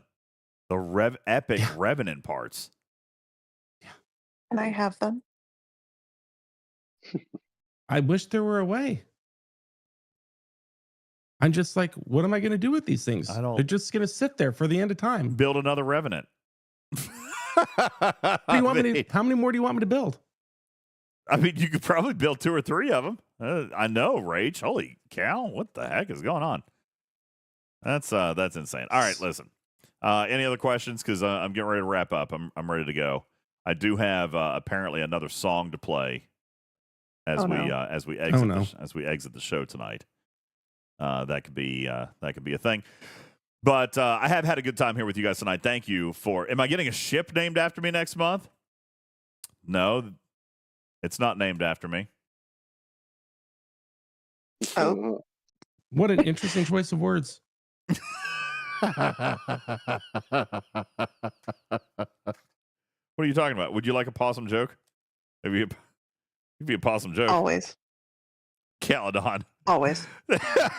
Come on, chat. Come on, chat. The ISS Scopely fix it.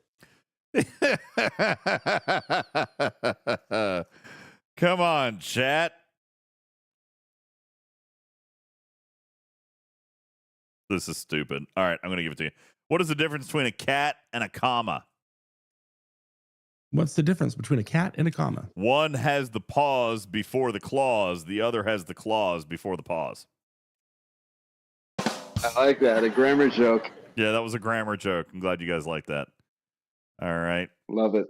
All right, there you go. Best one yet. Thank you. Appreciate that one. All right. That was classy. Thank you very much. Daystros, look, they liked it. They liked it. Now, which is which? I have no idea. All right. Strider says I chuckled. Thank you. That was a good one. All right. Oh, man. Spock Monkey predicts the incoming arrival of the USS Server Tick. All right. That could be. I don't know. Maybe. Possibly a thing. All right. Thanks, guys. Anything else? I know I've been asking that for 20 minutes, but, well, actually, I guess only about 15 minutes. I'm really excited about this cruise, guys. Seth, Seth's gone. Thought he was still hanging out. I'm very excited about this cruise. I hope. Me too. I hope. Listen, I'm gonna point this out very quickly. Okay, you can call or go online right now if you want to book for Star Trek: The Cruise 9. Like they're not letting the public book yet, but you can go on to the waiting list now. They also offer 12 months 0% interest financing if you want to go. If you want to go on Star Trek: The Cruise 9 with Griffin, myself, and the rest of the gang, Moopsy's already announced he's going to be there. If you're going, go reserve now. And when you get your room confirmed, you can make 12 payments, 0% interest. All right. That's what I did on the promo cabin. Like Griffin and I paid for our rooms for next year, but I paid for the promotional giveaway over 12 months. I just made my last payment on it because it was 0%. Why not?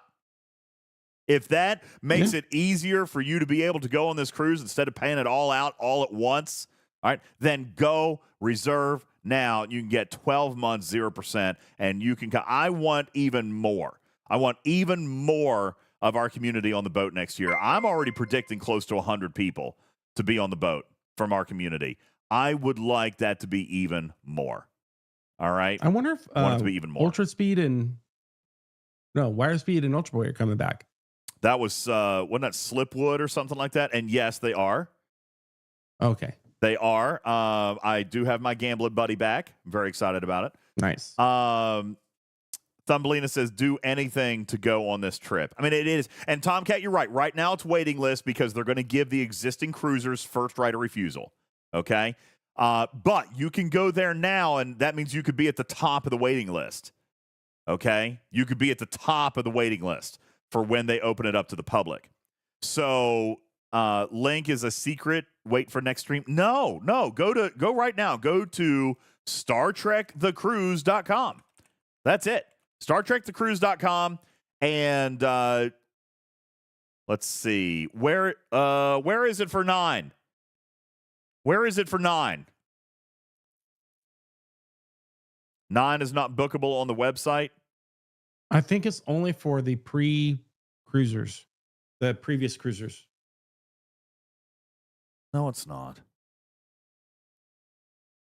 Is Like Thumbling and Barebutt will see it, but if you've not been on a cruise before, you're not going to see it.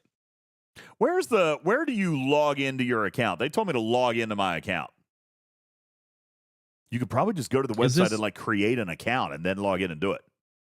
Do they have solo rooms? They do, but they are more expensive. I would recommend finding a bunkmate and just going together. You're never going to be in your bunk.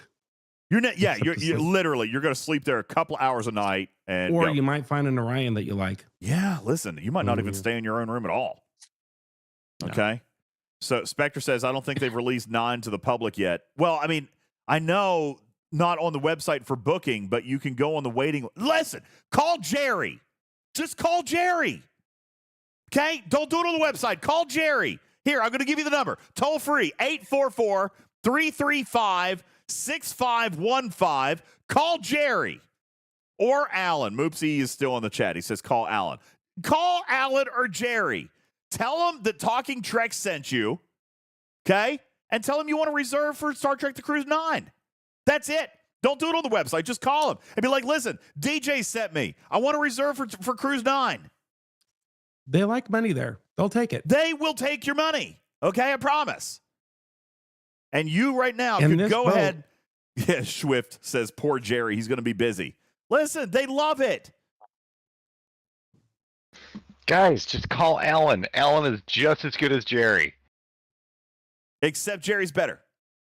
I'm just kidding. Except Alan is way more amicable. Jerry's what? What do you mean amicable? Jerry, this is going to be more epic than Team whatever Twilight and Jerry, Team whatever let me cancel Werewolf. your room. How much more epic does it get? Yeah, except Jerry told Alan what he was doing, and Alan was like, I'm not canceling that room. Anyway, just pick up the phone. If you can't do it on the website, pick up the phone. Tell them that Talking Trek sent you. You'll be able to book on 9, and it's 12 months, 0%. That way it makes it easy for you to make the payments, easier for you to get on the boat for Star Trek The Cruise 9, because we will all be back. Seth, you've already booked. All right? Griffin and I have already booked. We're going to be there on Star Trek The Cruise 9. And the theme has already been released. I'm sure there's going to be other content creators coming on the next cruise, too. There you go. I'm sure we're going to have some repeats from this year, too. That would be fantastic. Looking forward to it. Love it. And you know what? They've already released the theme. It is the 60th anniversary year of the release of Star Trek. Can you believe it? 60 years. And that is the theme of Star Trek The Cruise 9. Moopsy, obviously, they haven't released any cast yet. Do you have a guess on who the honorable captain is going to be for Star Trek The Cruise 9? I am going to bet it's William Shatner. I mean, I hope he makes it that long to go on the next cruise. I really do. Dude is like 95 going on 30. All right. I mean, there's really only one person who I would want to go and be on it, and that would be my favorite Babylon 5 actor, Walter Koenig, a.k.a. Bester from Babylon 5, but you all know him as Chekhov.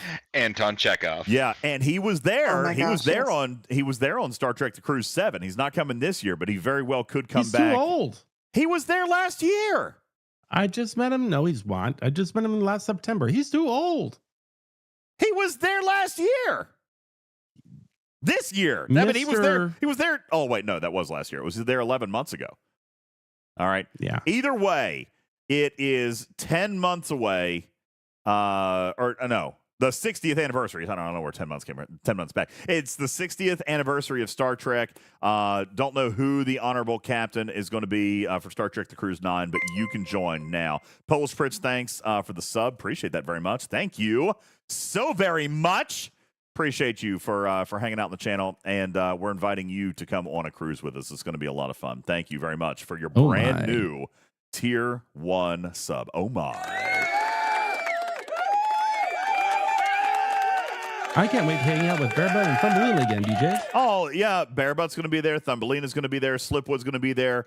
Gosh, I can't remember. What was my gambling buddy's handle? I remember her name. Ultra Boy. Ultra Boy. Yeah, she's going to be there, and she's going to win me a bunch of money in the casino again this year. The Foo Baby. The Foo Baby got me so good. Griffin and I will be doing karaoke Tampa. Again this year. Yeah. Correct? Yep, there you go. Griffin's going to be doing karaoke. That will be done with Connor Trenier. By the way, did you know, Seth, somehow Dominic Keating fell off the cast list? Did you guys notice that? Connor's still there. Dominic is not on the cast list anymore. Yes. Yeah, that's disappointing. Anybody have any insight into that? I didn't even know that he canceled. I did not know that. But Connor's going to be there. I'm more upset about Robert Beltran bouncing. Yeah, well, I mean, Dominic and Connor are close to our hearts just because they actually have an appreciation and a respect for what we did. That was very apparent in Nashville. They spent a great deal of time with us, which was very, very nice. They're very kind to do that. They were very, very kind to do that. And I had already had some arrangements for us to be able to sit down with them again on the cruise. So I was disappointed that Dominic's not going to be there. I'm hoping that Connor still will. But I don't understand what happened because him and Connor are like peas and carrots. I don't know. But Dominic is no longer on the cast list, and I didn't know that it got canceled. So he is no longer on the cast list. But Connor's still there. So hopefully we'll still get to have a beer with Connor Trenier, and we'll still be able to get to sit down and speak to him. So we're pretty excited about that. Spectre says, I'm going to guess because it's Voyager focused. Connor's going to be there, and so are several other Enterprise actresses and actors. So I don't know that has anything to do with it, but Dom and Connor both have said that they're actively seeking work, and that makes sense. Hopefully Dom got a gig. That'd be great, but Connor will be there, so hopefully we'll still be able to sit with him and be able to hang out with them a little bit. So that'll be a lot of fun. Their podcast is great. Yeah, you should absolutely check it out. It's the Decon Chamber, and it is phenomenal. We love it very much.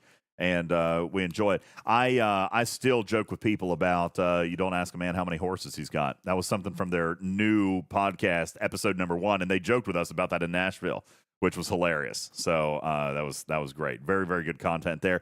Garrett Wong is going to be on the boat, and Robert Duncan McNeil is going to be on the boat this year. So we're hoping to be able to sit down with them from the Delta Flyers. We'll be able to sit down with them hopefully and chat with them a little bit.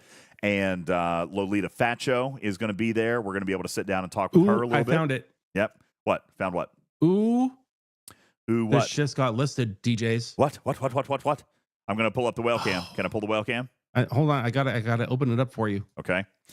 Here you go. What are we looking at the whale? If one of you outbids me on this, I'm going to kill you all. Oh, why would you show that to anybody? So podcast audience, what he is showing. Fair. What he's showing right now is an actual image of Star Trek Voyager Endgame parts 1 and 2 scripts. 1 and 2 sealed in plastic bags. There you go. That'd be very, very fun to bring on the ship. Yeah, those are pretty nice. Let's see how much Juby wants it for. We'll see how it goes. Ice Wolf says you just lost, Griffin. All right. Listen, we gotta go. I mean, it's only going for 200 right now. Yeah, but it's going to go up, right? Probably. All right. I encourage you all to bid on it. Let's go. Let's go. Drive it up. Thank you guys very much for hanging out. It's probably Griffin that put it on eBay. Yeah, he's the one selling it. That would be funny. All right. We are going to go. I've got a raid target in mind for tonight. Let me see if she's still on. I found a new channel that I've actually really been enjoying the vibes on. Let me see if she's on. I don't know if she is. It's not Star Trek related. It's actually very chill. Let me see. I think the cool part about that auction, though, Griffin, is the fact that there's part 1 and part 2 available. So if you had a friend that wanted to use part 1 and you use part 2 for all the autographs, it would be that'd be probably a very special thing to have. Oh, interesting. Do I smell a team up here? Interesting, Moopsy. Interesting. I smell a team up. Chat about that. Good night, Clan Buster says good night from West Virginia. Really? You're from West Virginia? Me too. Oh, one of you already just bid on it. What a jerk. Murphy says, I missed your sub. No. Hang on. Let me go back and read it. I did. Okay. So I missed a few. Let me say a couple of things. Where did we leave off earlier? With Queen Rach? I think I left off with Queen Rach, Tier 1 resub, Benny Hill with the bits, Indy Hoosier with the resub, Gamer popped in with a raid. I missed that. Murphy with the 27-month Tier 1 resub, and Sir Polish Prince with the brand spanking new Tier 1 sub. Thank you guys all for the support. Thank you guys so very much. Garrick says, I'm from West Virginia too, just not living there currently. Oh, well, me neither. I grew up in West Virginia, but I'm not living there currently either. But I am from there. All right. Earlier in the show. I just got outbid, Griffin, so someone's bidding high. Oh, boy. Oh, boy. Man. All right, we're going to watch. We're going to keep an eye on that. In the meantime, we're going to bounce on out of here. I'm not sure who to raid. Let me click this because the other person is already offline. So let's see who do we have for tonight. And then for those of you in podcast, again, thank you for everything. You guys are amazing. Apparently, 867 wrote us a script. All right, stop. Cue up and listen. And DJ's back with a brand new mission. Arenas live. The battles get crazy, but scope of these tweaks, man, they get it lazy. I feel like this is not Warm Baby. It sounds very country rockish. Ships on impulse, but now we're moving slow. What's this nerf, man? I just don't know. Locked in battle, gotta earn my keep. But now I crawl while the hostiles leap. Warp to the zone, yeah, it's time to slay. Stack up points, rack up the play. But wait, what? They nerfed my speed, now my grind takes twice the bleed. Jump to a fight, try to engage, but I get left like I'm stuck in a cage. Fix this mess, bring back the hype, cause we ain't playing at half the stride.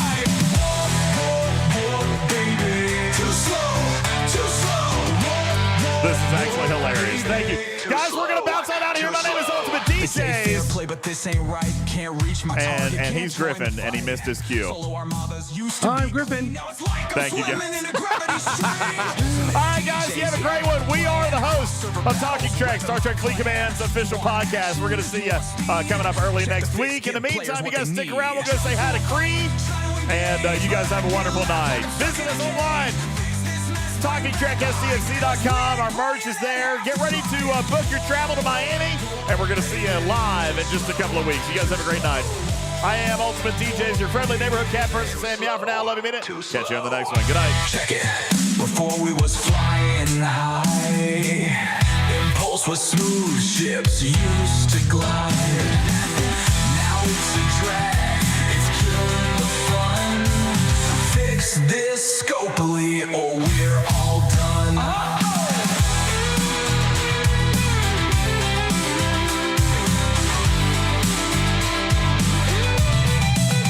Check out the little warp, baby.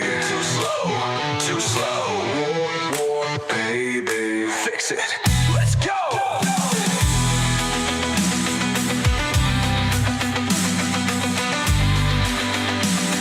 Check out the solution while UltimatDJz solves it.